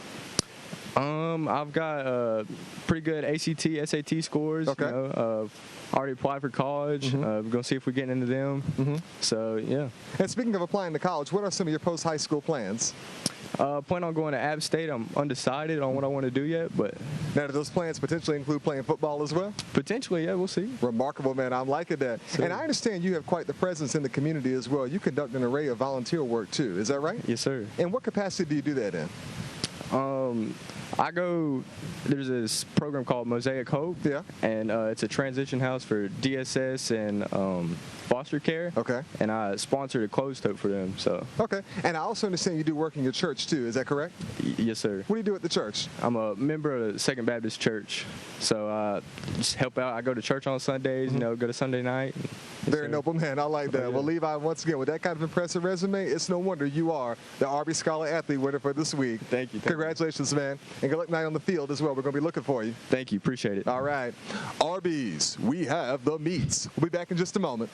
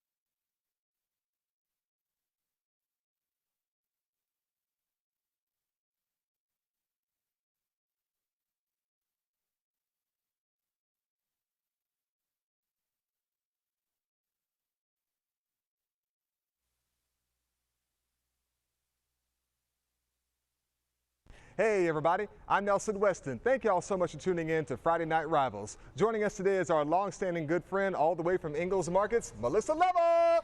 Good to see you, my friend. Your football friend. It's football friend indeed. Now, Melissa, speaking of football, I want to transition from football to the classroom because you and I both know y'all have a famous program called Tools for Schools. And for those who are unfamiliar, how exactly does it operate on one hand, but on the other hand, more importantly, how do the good folks at home go about supporting it and getting involved today? Oh, Nelson, it's really a wonderful program because it's geared toward the school and the needs that they have that sometimes, lots of times, teachers will actually end up buying out of their own pocket. Indeed. You have an Ingalls Advantage card and a list of schools who participate in the Ingalls Tools for School program. Link your card to one of those schools, and every time you shop, you're earning dollars.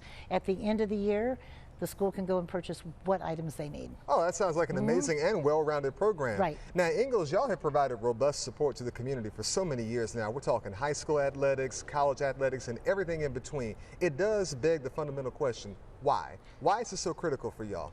Well, it's not just sports, but it's also educational programs. But we're the home team. Ingalls is your hometown grocery market, so you are also supporting our home teams. Of course. It's really important for us to be a part of that community. We love being part of that, and we're blessed to be able to do that. Lots of those students work at our stores or graduated from those schools. We see these people in church. We see these people at work. This is a really big deal for us. Might be a big company to look at us from the outside in, but we like being beacons in our own communities. Y'all are beacons indeed. All outstanding work. Now, Melissa, very quickly, you and I both know no great game is complete without delicious, mouth-watering good food. What are some of the most popular items on y'all's menu? Oh my goodness, you have to start off with a wonderful boar's head sub, just absolutely good with all the trimmings, great fried chicken, all the sides you could possibly want, a wonderful salad bar, a wing bar, olive bar. I mean, I don't know if I could decide. I just have to go get a big old wheelbarrow and take it all there, plus all the things you need like chips and drinks and paper plates. One-stop shopping place for all your tailgating. All fantastic work indeed. Well, Melissa, thank you so much for your time here today. Thank you, Nelson. All right. We'll be back in just a moment.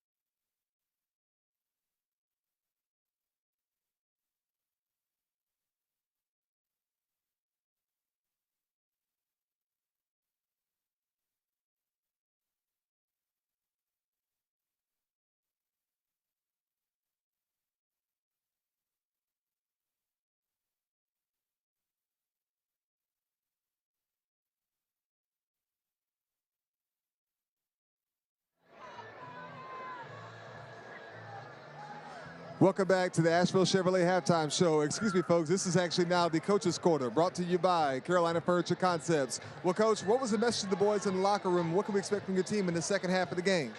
You know, the message was just we got to take care of ourselves. You know, I felt like we came out and we did what we needed to do, and we executed and played hard. And then we kind of pressed a little bit, tried to do too much, and kind of got outside of our framework. So just trying to settle them down. You know, this is a rivalry game. You know, making sure that we're doing the little things, seeing our keys, starting and ending everything in a great stance, and just play football, man. Like, don't get wrapped up in all the other stuff, and play football, and we'll see what happens. All right, Coach. Good luck to you and your boys in the second half. Yes, sir. Back to you, Tom. Back to you, Jason. Direct message. He talks about the rivalry environment, certainly always a big part of it, and these are the moments and memories that will stand from this rivalry, the type of drives he put together in that first half, really wanting to try to replicate what they did on that opening drive in many ways, Tom, and that's where the majority of the statistics came from for R-S Central as we look at the first half stats. Yeah, 74 of those yards came in the first drive, and then 0 for 6 passing. You take a look at Chase, 171, 51, 222 total out of 16 total plays, about 14 yards per play. So they were able to take advantage of the situations that they had there in the first half. Think about Zach Frazier, 4 of 7, 51 yards and a touchdown. Rushing 6, 159 and 2 touchdowns. Out of those 222 yards, he had 210 of them. Let's talk adjustments in the second half. What do you see as the Spartanburg, Chrysler, Dodge, Jeep, Ram keys to this second half? Go back and play your game, what you did. They finished that first drive. They did not from that point on, and then the offensive adjustments they made, they did a good job that and made some very good plays to get big plays. And then they did a much better job adjusting out of the perimeter. Pretty good job in the first half by Chase in that regard. Got to find a way, as we said, giving you those numbers, slow Frazier just a little bit. This Chase squad ready to get the football back. They won the toss, deferred to the second half, carried a 21-7 lead into the locker room, and now they await the football as R-S Central will kick it away. Well, guess who's the first guy to touch it? Comes up across the 20, limited on the return, and his offense under the direction of the return man, no less, getting ready to take over here. Tom, those numbers, we kind of brushed by them real quick, but 4 of 7 through the air, 51 yards and a touchdown, 6 carries, 159 yards, 2 touchdowns. When your team has a total of 220 or so yards and just over 200 of them are yours, that's a pretty big day for the guy that's the field general for this Chase squad. And it started after that long 15-play, 74-yard drive, and he scores on the second play to take the touchdown run to get it tied at 7. Going to give off rushing yards this time around. Going to go to Murray, and he's still up. And he tries to create some separation at the 20, and is going to be brought down on a shoestring tackle from behind at around the 11-yard line. Dazion Murray, the senior running back. You know, he's got one of those numbers that's at the middle of the field on this night, and he finds himself a lot closer to the goal line this go-round. Take a look at the run by Murray. Didn't have many opportunities in the first half. He came in 803 with 11 touchdowns and 8.6 yards per carry. But you know what? Give Levi Vogel credit. He ran him down and at least avoided the touchdown for now. 67-yard rush and a red zone opportunity. First Bank red zone chance, and it's going to be Mosley, Jahari Mosley, who takes that into the interior right on the left hash. Maybe a yard or so. By the way, our First Bank red zone opportunities tonight, chance to remind you that 21 locations are available across Western North Carolina and the upstate of South Carolina. 16 of them in Western North Carolina alone for First Bank, sponsors of our red zone. First red zone chance of the third quarter. For Chase team looking for the high water mark on this night. Remember, it's been 21 unanswered to this point, Tom, after the long drive that opened things for R-S Central.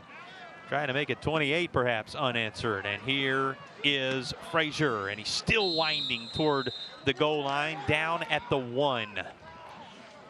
Another carry and a few more yards on the stat sheet for the Chase field general. He is tough. I mean, young man, if you just joined us, that came into the hunt as the quarterback. One more look at it there after Turner McSwain got hurt against Andersonville and shown his propensity to run the football. Yeah, remember, he was not the guy at this position to start the year. Boy, is he fallen into the role now, and how much joy this provides the home fans. Another United Federal Credit Union touchdown. They keep it on the ground, and Chase, somewhat fittingly, with Murray able to cap what he was a big part of with that nearly 70-yard run earlier. He will close the deal, rushes this in from a much closer distance, and it is 27-7 in favor of the Chase Trojans. Extra point coming. Jordan Heron receives the high five after punching that right through. And the senior kicker puts the finishing touches on a drive on which the rushing touchdown makes it 28-7.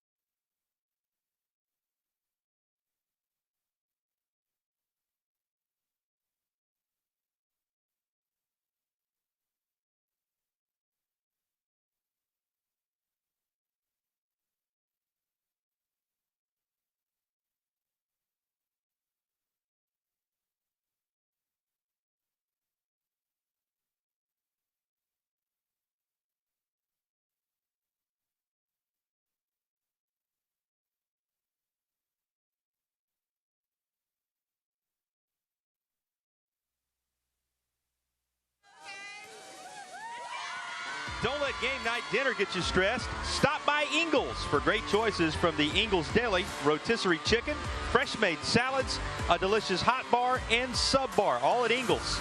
It's dinner and a snap, then off to the game. Ingles, low prices, love the savings. Longest drive of the night for Chase in more ways than one. Think about this. Double the plays needed to this point on any scoring drive. 4 of them.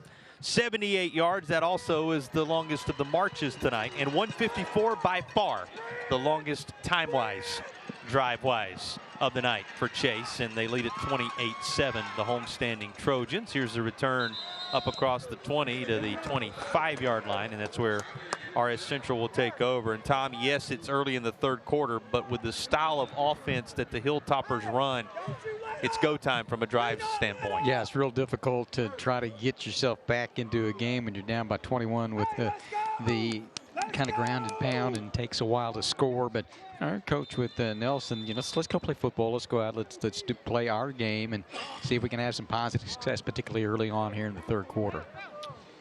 Initial drive of the second half for the R-S Central Hilltoppers. Yeah, we talked about, you know, how even this series has been of late. May surprise you with some of what you've seen here to this point tonight. But Tom, since 1997, they were sharing with us earlier today, 13 wins for Chase, 13 wins for R-S Central. This rivalry of late could not be more even than the way it's broken down since the middle 90s. Well, that's what a rivalry is. Sometimes you'll have ones that are kind of one-sided, but it's been that even so far. The other thing I think that R-S Central needs to do, and probably the same thing with Chase, is to play some error-free football. There were just flags. It seemed like every other play or so in the first half, and you need good yardage on first down. Another big picture kind of set the stage conversation involves the fact that this is the Mountain Foothills 7 returning champions in the Chase Trojans. Not going to win the conference this year, but certainly in the hunt for playoff positioning that they are, to borrow the word on their chest, chasing tonight. And they know a win, and a win of the impressive variety is certainly going to help them in the long-term goals of making a deep run in the North Carolina playoffs. And that's what the expectations are. We mentioned coming off 12-1 a year ago, that third-round loss to Reedsville, and then 2 years ago a 10-2 with a second-round loss to Reedsville as well. So you get into it, you run into some pretty tough football teams, but the object of the exercise is you get in and have that opportunity. Both these teams playing well across the last few weeks down the stretch. We'll see if R-S Central can make it interesting here with an effective drive. Tighten things up a bit here in the third quarter. They give off this time around to Elijah Guzman. And Coach Cogdill talking to with the Nelson about after that first drive making the adjustments that they did, and they've done a really good job. That first drive, if you weren't with us, was an impressive one, but able to slow them down and get it behind the chains a little bit, get them into a situation that they're a little bit uncomfortable in. Well, fourth down coming. Looks like the punting unit back on. It will be kicked away by R-S Central. Takes a Hilltopper bounce at around the 46, and that's going to roll inside the 40 to the 38-yard line. That's where Chase will take over. 32 yards on the punt, and the Trojans, having scored the last 4 touchdowns that have been scored in the football game, back to work offensively again here. Boy, what a night. We've had some performances, individual performances along the way this year on Friday Night Rivals, but what 6 has done for Chase tonight has to be among those, Tom, to this point. He's still got a whole half of football nearly on which to make his mark, but he's been something special for the home team thus far. The fact that he had to take over 4 games or so ago and become the quarterback is as impressive as well. See the confidence, just kind of tosses this out in the direction of Davis. Davis going to turn it into a whole lot more. He gets by the defenders and all the way to the end zone. And a connection with Cade Davis, resulting in what would appear to be a touchdown for Chase, but there is a flag. You talked about how this has kind of plagued both teams across the course of this one tonight. A flag is down back near the line of scrimmage. 1 touchdown earlier in the game called back on what appeared to be a touchdown toss to Jahari Mosley. And another ineligible call. Eligible receiver downfield going to be the reason why Chase will have this touchdown come off the board. So hold everything. The drive will continue from inside Chase territory. Here's a look at it, Tom. Just get it out there quickly and close and inside. There it was. You take a look at it there. Yeah, I saw the lineman trying to block downfield, keep all the options on the table once the pass was completed to Cade Davis, but the flag falls and an ineligible. A little too far. Could down the line. The reason why it stays 28-7. So the ability of Frazier to run the football, and we just saw what Murray can do as well. And you've got Jahari Mosley, Devin Mosley, and then Davis coming out of the backfield. They have a lot of options offensively. Well, there is Devin Mosley right in between the hashes. Defense comes crashing as they work their way to Frazier. Yeah, hard to imagine with what fans have seen from this team over the last few weeks, and that takes nothing away from Turner McSwain, who was probably playing his best football, even in that Hendersonville game where he broke his foot. It's to take nothing away from the starter to begin the season with, so much expectation surrounding him, and he lived up to the hype. But hard to imagine anything right now but Frazier at the helm of this offense with the way he's performed tonight. And here he is with another solid run up across the 40-yard line. He just has really embraced the role of the quarterback position. He has, and if you don't get an ankle tackle there, he may be headed.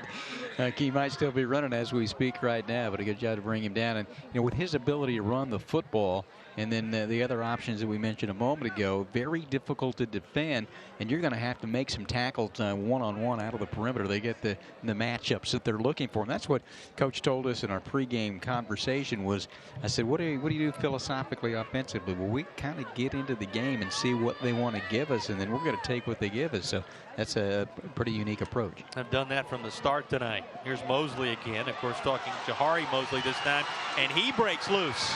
Everybody on the home side looking for flags. There are none. Mosley going to work his way to the end zone, and that is a 62-yard touchdown connection. That'll pad Frazier's numbers from a passing standpoint. And Jahari Mosley, who one of the reasons we referenced that, he had a touchdown run, or reception, I should say, very similar to this, brought back a little earlier in the game. But this time around, it will stick. As you see Jahari Mosley break loose and take it home for a 28-7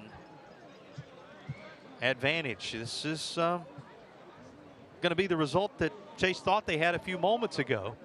But this time around, the touchdown sticks and the extra point coming. Boy, just think about it, Tom, what this team has done in this second half. Now running to 35 on the board for Chase. Here's the way it finished on this drive. More Jahari Mosley.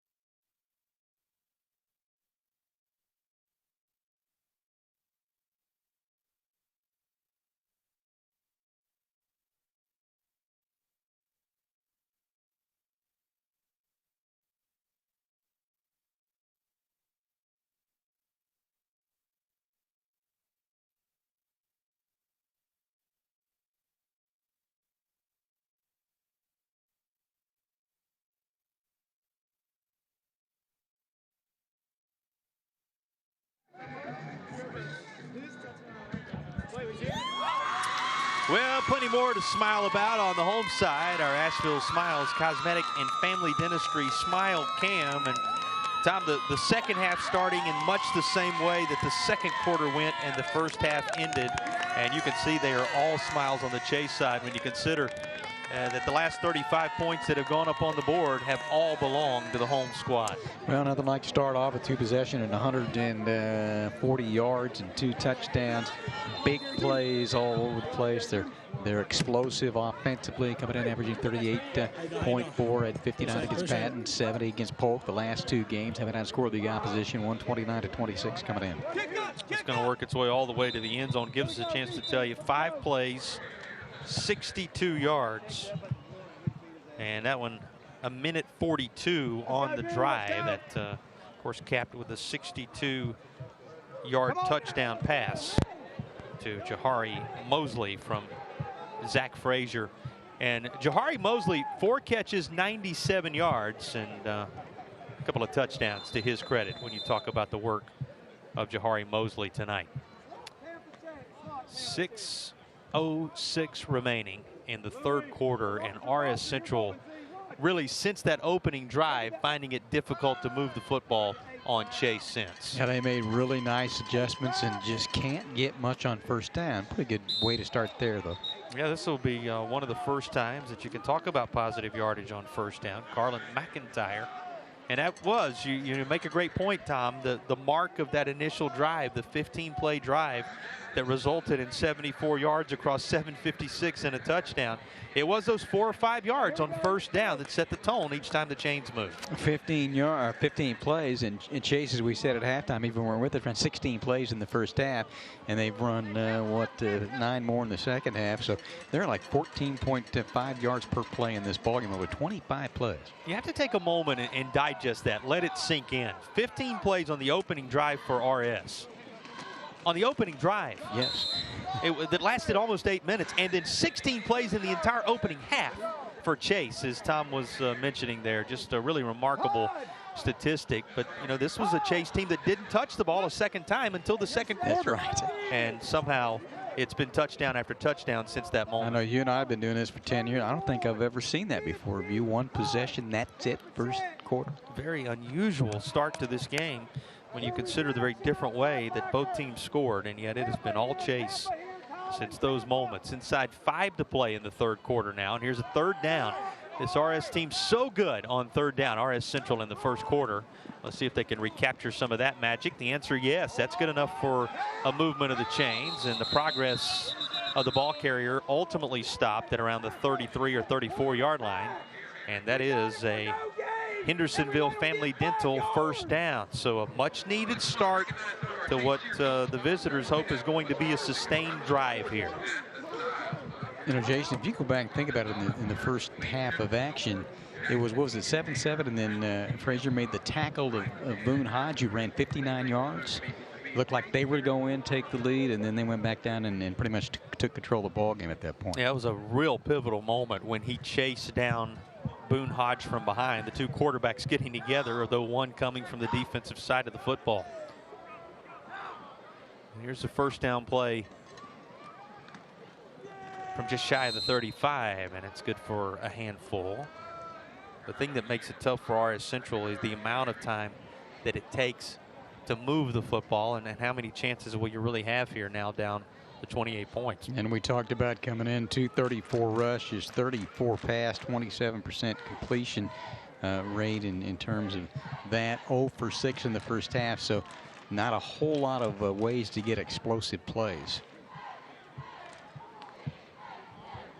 But we saw John Faircloth there, and in the background, Mars Hill went there, family went there as well, 8 years college ball, and really enjoys coming back to the high school ranks. Well, and y'all were talking pregame, unique connection from your own background from his Mars Hill days. That's true. He's Mars Hill. A young man by the name of John Brown was there. John Brown eventually ended up at Pittsburgh State University, a Division II power, and I was there for a long time and fortunate to broadcast 5 national championship games. And John turned out to be an All-American and got to play a little bit of the National Football League. All dating back to the Mars Hill days of the head coach on the RS Central side of things. Going to call on some new personnel as that ends up sending Mason Kennard, over to the far side. The running back / outside linebacker in his 10th grade season, one of the youngsters making their mark. He also talked a little bit about what a lift the JV win last night was for this group. He kind of a nod to the future and what was going to happen in a thriller between these two teams a night ago. Chase opening up space on this Friday night. Back with more after the break.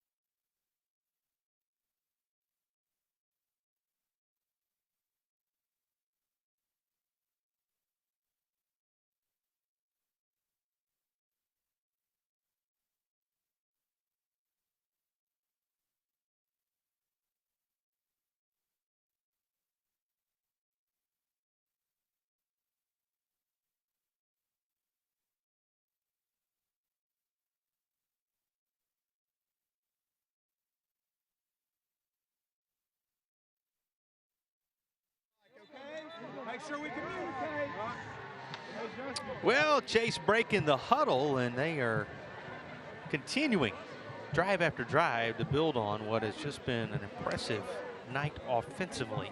The defense for Chase in the spotlight right now, though. Third down forced as R.S. Central will try to move the chains from its own 39-yard line.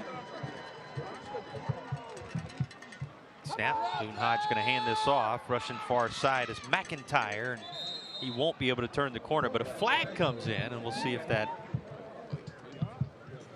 impacts the outcome of this play in a way that would give further hope to R.S. Central on this drive ahead of what would shape up right now to be 4th and about 5. But the flag is down at around the 46-yard line, so busy group tonight in terms of the penalties. Been a lot of them, that's for sure. That's going to be a block in the back, but will be declined by Chase, so it will, in fact, be 4th down and 5. A return unit trotting out onto the field for Chase. And out to kick it is Reagan Holly on the R.S. Central side.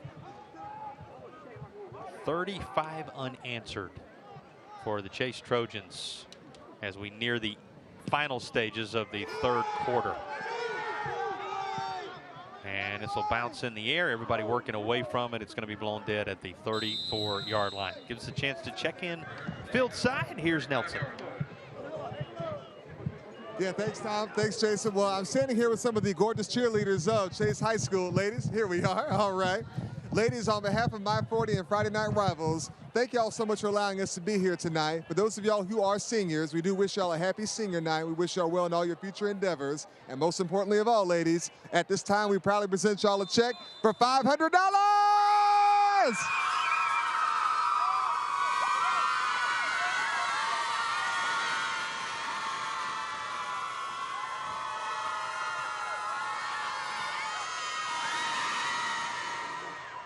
Well, you've certainly enjoyed our time at Chase High School. Always a pleasure to come into Rutherford County and be a part, certainly, of rivalry nights like this. And near the first down marker on this run, one of the big stories of the night. That's Frazier, the quarterback. He's got a Hendersonville Family Dental first down in the final minute 45 of the 3rd quarter. Tom, this just a night in which that after the opening drive, the home team has given them some breathing room. Fans on the home side enjoying what they've seen from this offense that has been clicking on all cylinders since that first drive of the game. Yeah, big plays by a number of different individuals. Frazier, of course, able to run the football, but able to get to a number of different players, including this young man right here. Well, it's going to be Dazion Murray again, and Murray going to take it home one more time. The quick strike capability of this Chase Trojans offense once more on display. 54 yards later, Murray back in the end zone, and the lead grows for Chase. Yeah, just up inside. I mean, you've got to consider that Frazier may keep it. He could pitch it. He could drop back and throw it. But in this case, just turn around, hand it off. And young man didn't get involved a whole lot of the first half after a big second half. So many weapons on the Chase side of things, and the United Federal Credit Union touchdown run from Murray, pushing it to 41-7. You can make it 42. True again on the extra point, as has been the case throughout the night, is Jordan Heron. And here's one more look at the Murray run to push it to 42-7.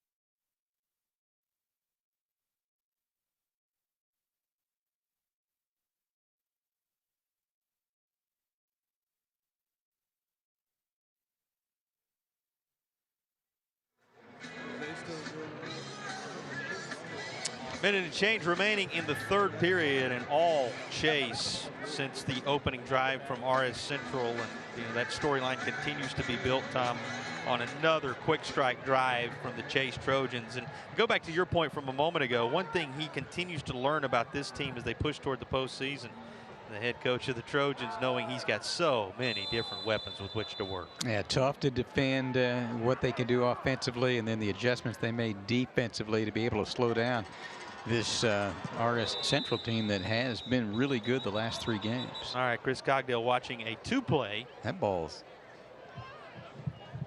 live, right? Yep. See how Oh, the penalty. Okay. Yep, you missed the flag. There we go. All right. 2 plays, 65 yards, 48 seconds for Coach Cogdale and company on that last drive. So, you begin to add these up. 2 plays, 47 yards, 59 seconds. 1 play, 71 yards, 12 seconds. 1 play, 17 yards, 5 seconds. Then, of course, 4 plays, 78 yards, a minute 54. On down the line it goes. And here's another 2-play, 60-plus yard drive that takes less than a minute for Chase to capitalize on. These numbers just eye-popping when you look at how quickly this team has been able to score tonight. Once they get to the second level, it's over. Their ability to accelerate and take it the distance. And on the reset, opting to kick it deep. Here's the return. And the open field, a little bit of room for Jordan Halsey, who brings this back to the 22-yard line. And that looks like it will be where R.S. Central takes over with just a minute to go in the third quarter. Okay. Another look at the return. Yeah, you kind of get him run laterally and chase from behind, and that allows everybody to come up and keep in their lanes and come up and make tackle. Good job pushing laterally.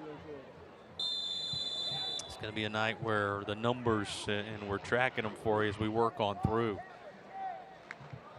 are going to be, though they were somewhat even early, fairly lopsided from the second half perspective because of the effective work of this Chase offense. And you got to give credit to this defensive group. They almost forced a turnover here, but it is covered up by R.S. Central.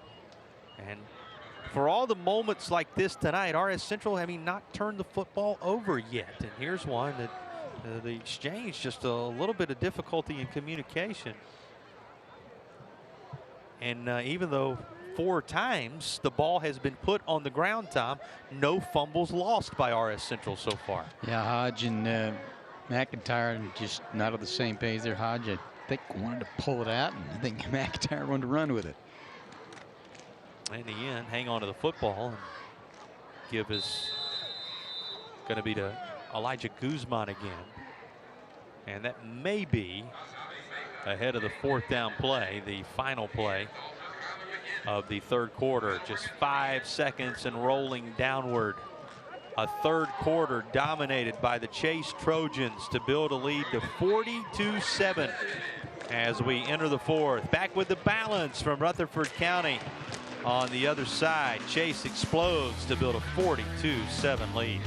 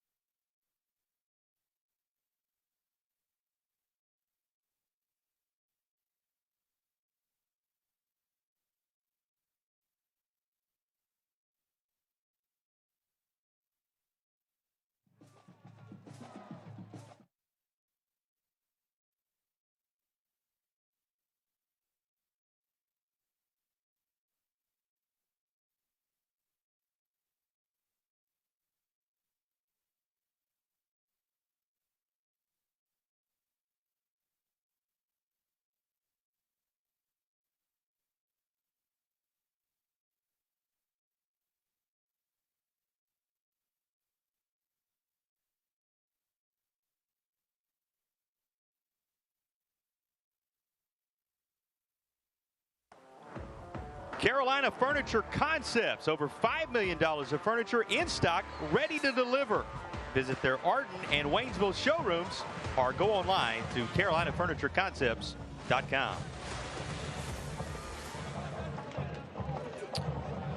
42-7 lead for Chase as we begin the fourth period.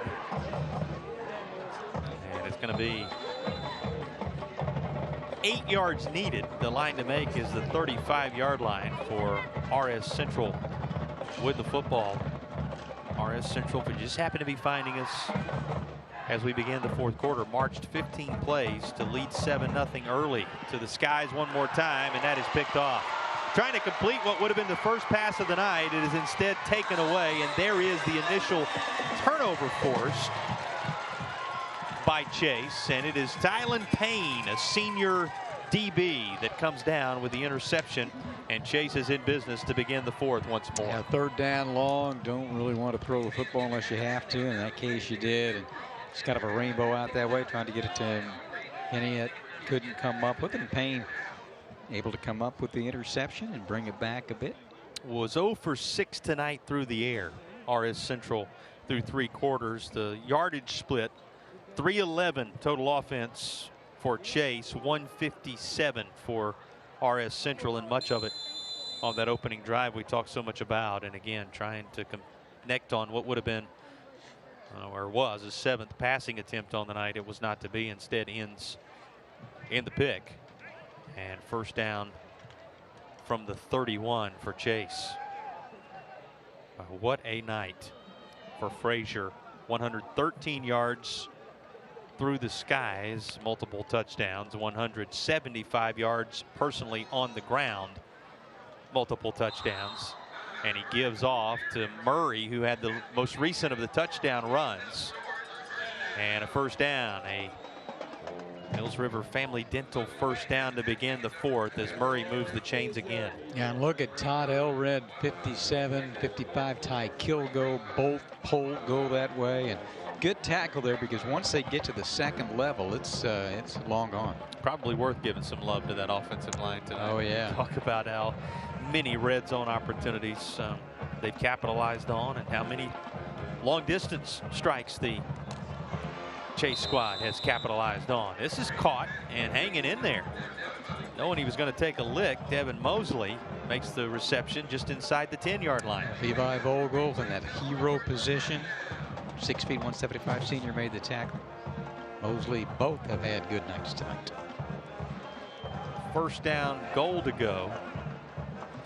A Mills River Family Dental first and goal at the 10:48 mark and ticking downward now.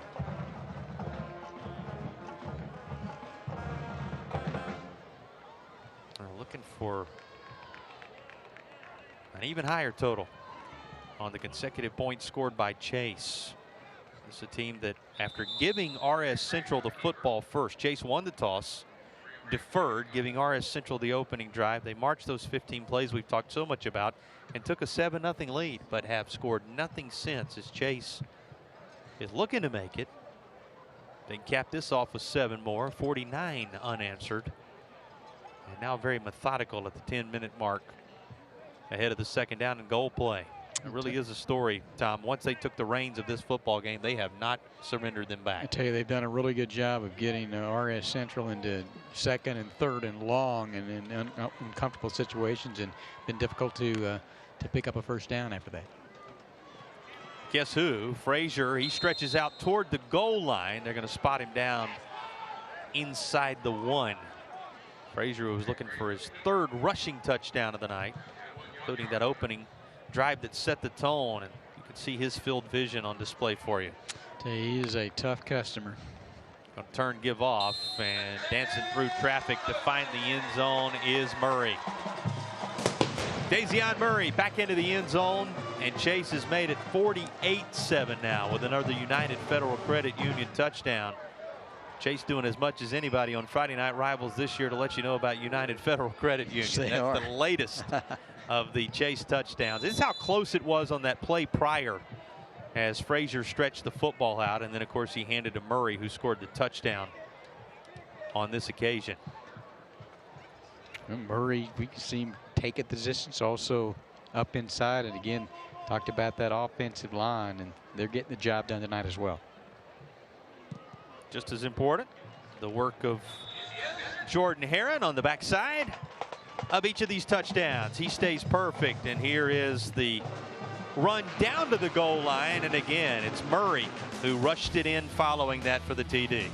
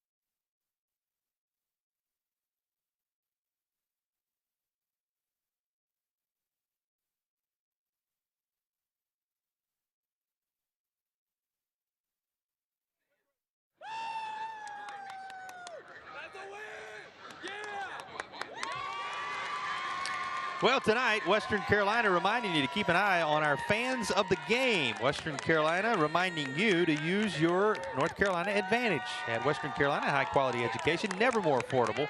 That's thanks to the NC Promise tuition plan. A North Carolina resident paying $500 in tuition per semester gains a degree that prepares for a thriving future. Western Carolina, sponsors of tonight's fan of the game. Here was the touchdown run on the give to Murray that followed the quarterback run. 7 carries, 141 yards, trio of touchdowns for Murray tonight. He's ended up with a wonderful second half. All of them coming to the second half. Justin Jones, Todd Allred, Ty Kilgo, Jakari Davis, Jeremiah Lipscomb, the 5 along the forward wall. Did a good job tonight. 5:31, 5 plays, 31 yards, 2 minutes, 22 seconds on that drive. And again, it came after the interception, which was the first turnover of the night on the R-S Central side of things. And now with 9:15 left to play, 49-7 in effect, things going to roll on toward closure here as we come down the stretch in this fourth quarter. This is a night that Chase going to look at the way they withstood the early punch from R-S Central and then answered. And boy, once they answered, just took complete control of the football. Yeah, people are going to see the score 49-7 and very good, obviously, offensively. But also this was an R-S Central team that had put some points on the board, and they had done a pretty nice job here most recently with 41 against Cloudland. And you know that East Rutherford second behind Brevard, that was a 42-37 ball game.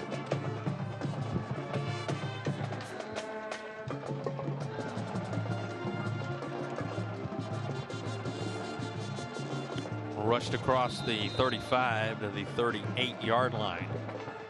May say progress, took the ball carrier to the 39. One more look at the rush. Boy, so much this offense can do when they're clicking on all cylinders. There's Josiah Coley, a senior running back, getting to be a part of the rivalry matchup. This is going to break, as we said, across the last 26 meetings. What has been an even 13-13 split, it would appear, in favor of Chase on this night. And home fans going to be delighted by that. Also by the continued prospects toward the postseason, toward the playoffs. The strides being made by this Chase squad tonight. Tom needed this. You know, we talked about it last week. Was a big win, but maybe a little bit of an RPI setback in terms of playoff opportunity. A night like tonight with the point separation against a rival certainly going to help for far more than just the bragging rights that you know is a big part of it anyway. Yeah, Coach Cogdell was trying to explain that to me when I asked him today or a couple days ago. I got lost in the mathematical shuffle there, but bottom line is you just need to continue to win and give yourself an opportunity. We mentioned 6-3 and 3-2 in the league, but the 2 losses at East Rutherford 50-43 and at Brevard, the 2 teams that are ahead, Brevard undefeated 28-21, and then the other loss was drawn by 35-25. So 6-3, but you know, not that far from having a much better record. The Mills River Family Dental first down for R-S Central. A rush to the 48-yard line. You talk about some of the other schools around Western North Carolina there, Tom, and we don't need to let the season slip us by without talking a little bit about those who have been on our air who are going to get to be a part of the Shrine Bowl of the Carolinas coming up in December. Always a major accomplishment, a lifetime award, and one of the feature moments of the year, really, for all of us around the Carolinas. Here are those who have been on our air who will be a part of the Shrine Bowl of the Carolinas in Spartanburg, South Carolina on December 16th, 2023. I mean, you're talking about the oldest all-star game for high school athletes anywhere, Tom. And folks talk about their ability to play in, coach in, be a part of the Shrine Bowl for a lifetime after their name is called. So congratulations to all of those. Truett Manuel, West Henderson, Brandon Guest, A.C. Reynolds, and then on the South Carolina side, Jake Burt, Gaffney, Jariel Jeffries, Gaffney, DeMario Bookhart, Spartanburg, who will all be playing in the Shrine Bowl this year. Yeah, quite an honor, and you wrap up your high school career, and for many they'll have the opportunity at the collegiate level. For most of us for high school athletes never had that opportunity to play at the collegiate level. Well, we mentioned the coaches also. Brett Chappell-Pisgah going to be the head coach on the North Carolina side. The head coach at Pisgah going to be an assistant on the North Carolina side. And then also A.C. Reynolds, Brian Craig, defensive coordinator, going to be a part of that. But, yeah, oldest high school football all-star game in the country. December 4th, 1937 in Charlotte. It's been seniors only since 1947. And the bigger picture, $75 million donated to Shriners Hospitals out of the proceeds from that game. And if you want to see some big-time talent, you think about 50 players going on to play pro football. It's been quite a series. South Carolina leading, of course, the all-time series. But bigger than what happens in the game itself is the contribution it makes to things much more important than football. Yeah, it is, and tremendous work that they do. And I know you're involved with both North Carolina and South Carolina. Sinclair, you broadcast all the championship games, so you have an idea about how good these players are. 87th annual Shrine Bowl that those players will be participating in, taking place at Viking Stadium in Spartanburg, South Carolina on December 16, 2023. Make sure you keep an eye on that for so many reasons. And congratulations to all those in both states that will be a part of it. And we don't need to let the day slip us by either without thanking Tim Amos one more time, who's alongside gathering so much of the good information. Like much of what you hear, he certainly keeps us straight on the numbers. And he's battled through all along the way this year to make sure he was alongside. Even fell into the color roll at one point when you were a little under the weather, right? Yeah, he did a great job. So Tim doing a little bit of everything. Tim Amos, our man in the booth here, who takes such good care of us on so many levels. And we give a shout out and much appreciation to Tim for all his hard work over the years. Second down on this drive and short as R-S Central continues to push here. And, you know, it would be something to build on here in the First Bank Red Zone, Tom, if R-S Central could finish the game the way they started it with a sustained drive. Yeah, they would. And there haven't been many first downs the entire night and just have not been able to get much of a rhythm, much of a flow. And a lot of it has to do, obviously, with the Chase defense, the way they adjusted after that first possession. Because we talked about this was a team that came in with some momentum, just 3-6. 1-4 in conference play, but had 1-2 out of 3 and it averaged 37 points in that 3-game span at hold to 7. A really good job defensively. We don't want that to get lost in the shuffle of a high-octane offense we've seen tonight. Yeah, almost at half 100, as they say, when you talk about the offensive impact. But you said it, to take a team that was clicking on all cylinders on the opening drive and allow nothing further until right here in these moments. That as much of note for Chase. It's going to be pitched far side. There is McKinney, Marcus McKinney, a big part of things early for R-S Central, and he is going to be run out of bounds at around the 14-yard line at the 3:19 mark. R-S Central trying to cap a drive that really in many ways harkens back to that opening touch of the football. And here's the group able to eventually wrestle him and push him out of bounds. Jordan Baxter among those getting the job done. We were talking to Coach Faircloth earlier today, and he was talking about the JV win last night. He likes the middle school, trying to develop the program. He's in his 3rd year at R-S Central. He said all these guys, they're like 15 miles apart. They grew up playing together in youth football and so forth. So that's when we do these rivalry games, a lot of the kids know each other. 8 plays on this drive. This one going to be hemmed up pretty quickly. His third down is now coming. Going to be third down at about 4 after the defense read this well. Trying to get some positive, trying to finish it off here for R-S Central. And then when we talked about Chase and what their success has been, particularly the last couple of years, and Coach Cogdill, and you know, they're primed to make another run into the play. There's going to be a team to keep an eye on, particularly when you think of all the different ways they can score. You know the weapon they have. The quarterback, Frazier, settling into a rhythm in that role after starting the year in a wide receiver role. They withstood the loss of Turner McSwain. And now really beginning to flex their muscles offensively on a night like this in the rivalry contest. And you'll see how that translates into the weeks that follow. As brackets are right around the corner from being released, right? It's just about that time when you start to decipher, all right, how do the matchups fall for you in pursuit of a state championship? Yeah, no, in Western North Carolina, it's been kind of tough at the highest levels to move on a little bit. And it's always interesting to see what those matchups are as you get to the Charlotte area and some other parts of the state of North Carolina when you move into the playoffs. As you pursue Raleigh or Chapel Hill, Durham, at times Winston-Salem, wherever those championship games land. Here's a touchdown run for R-S Central to cap the drive.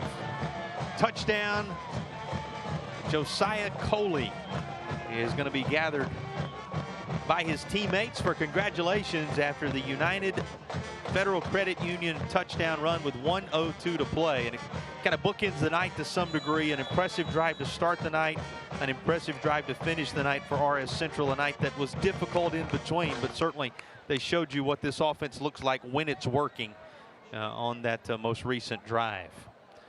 And that does end a run of 49 that had been unanswered by Chase since the 7-0 lead was taken by R-S Central early.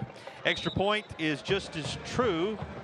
Reagan Holley good on that the second time around as well, so it sets it at 49-14. Well, also want to make sure before the night is done, we give you a look at the tremendous band here at Chase. Of course, Chase High School Trojan Marching Band. Their 2023 production Portals has been a big part of things. They are a part of our in-market band spotlight on this night. You know, under the direction so many of the key upperclassmen that make that a part of this environment, Tom, and really adds to the pageantry of high school football. They do. You know, we're here early and nobody's here earlier than our crew, and the band sometimes is performing, you know, working out themselves, but prior to their performances at night, an opportunity for them to, and a lot of these youngsters to be involved in a home football game. Just great to be a part of it ourselves.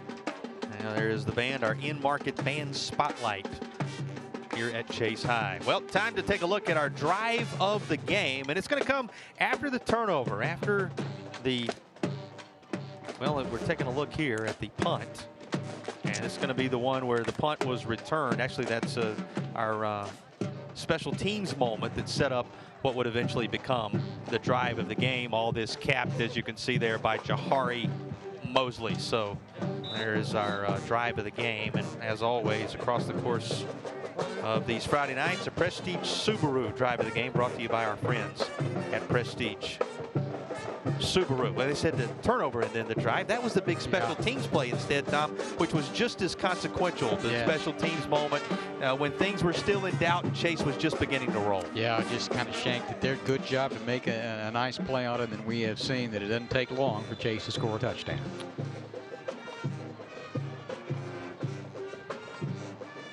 And Chase going to get the football back here, just trying to salt away what is shaping up to be a 49-14 victory. All right, put in perspective for us what we saw from this Chase team on this night, as the future is certainly bright for this squad. R-S Central came out. They had success. You knew they're going to run the football, 234 per ball game and over 7 yards per carry coming in, and just did a nice job to adjust after that 15-play, 74-yard drive, and really didn't get much going after that as well. They got behind the chains a lot, so nice adjustment there. And then offensively, came right back at 2 plays, 47 yards. Frazier goes 35. That set the tone, and they had big plays tonight. They did a nice job both sides of the football.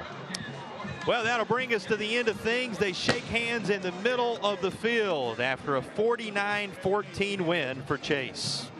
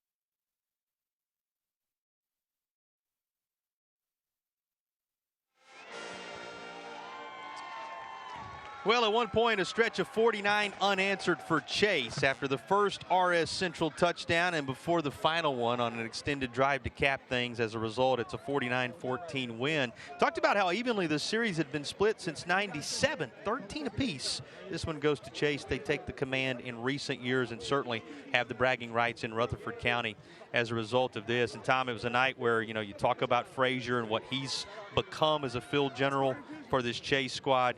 6 of 9, 125 yards, a couple of touchdowns through the air, 11 carries, almost 200 yards on the ground, a couple more touchdowns. Then you throw in Murray's 3 touchdowns in the second half. So many different playmakers involved, but an all-around complete effort for a Chase team marked by their Iron Man approach to football. Yeah, Jahari Mosley and Mosley as well got in there. You mentioned Murray. He got involved in the second half. Frazier is so dangerous in that quarterback role, his ability to run the football. He's got a nice touch, throw the ball, can spread yak, do a lot of different things, and had big plays, short drives tonight, and then they flipped it around and did a really good job on defense to kind of shut down a high-powered R-S Central Hilltopper offense that had been very productive in the last 3 ball games, averaging about 37 points per game. Well, we work our way to the field for the Bojangles Trophy presentation. A victorious Chase squad standing by. Thanks, Tom. Thanks, Jason. This is the Coach's Corner, brought to you by Carolina Furniture Concepts. Well, Coach, first thing is first, congratulations on securing a decisive victory here tonight. Now, when we talked at the half, you talked about the run game in the first half, but I'm curious to know, Coach, what were your thoughts on the second half of the game?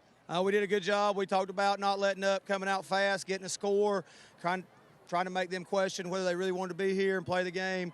Kids did a really good job of taking it to them, being physical at the point of attack, and played a good second half. Now, Coach, the stars lined up perfectly for you and your team here this evening. Obviously, your game is being televised right now. It's senior night for some of your boys, and yes, y'all won a big-time victory against a long-time rival. Let's talk about how special tonight's victory is for you and your boys, Coach. Well, anytime you beat a county rival, it's really special. Those are people that you know. Those are people that you see in the grocery store, in the restaurants. Our guys are friends with their guys. A lot of them went to middle school, elementary school together, so it's nice to have those bragging rights and be able to walk around with your chest poked out a little more on Saturday morning. Indeed, Coach. Now, obviously, with tonight's victory, you guys are going to wrap your season with a 7-3 record. It does beg the important question as we look towards the playoffs. What can we expect from you and your team going forward, Coach? We're just trying to get better, and we want to go play next week and give somebody everything we got, give them our best shot, see what happens. We just want to keep playing, man. We love playing ball. Sounds like a great game plan, Coach. Well, once again, congratulations on securing a great victory for your season finale. This belongs to you, Coach, and congratulations to your team! Those who saw his team in action tonight have no doubt that he will give someone everything that he and this group has next week and perhaps weeks beyond that. Congratulations to Chase on this victory, and certainly wish this team and all teams we saw across both Carolinas across the course of this Friday Night Rivals season the very best in the upcoming playoffs. Remember, Sinclair will have state championship games for you on our air in both South Carolina and North Carolina to cap the year. Until then, enjoy the playoff football. For our crew in the booth, Tim Amos alongside our statistician, Tom Van Hoy and Kenny Ford, our color analyst, and for our entire crew working hard for you in the truck and beyond, Jason Patterson saying good night from Chase. 49-14 the final on this night, the Trojans winners.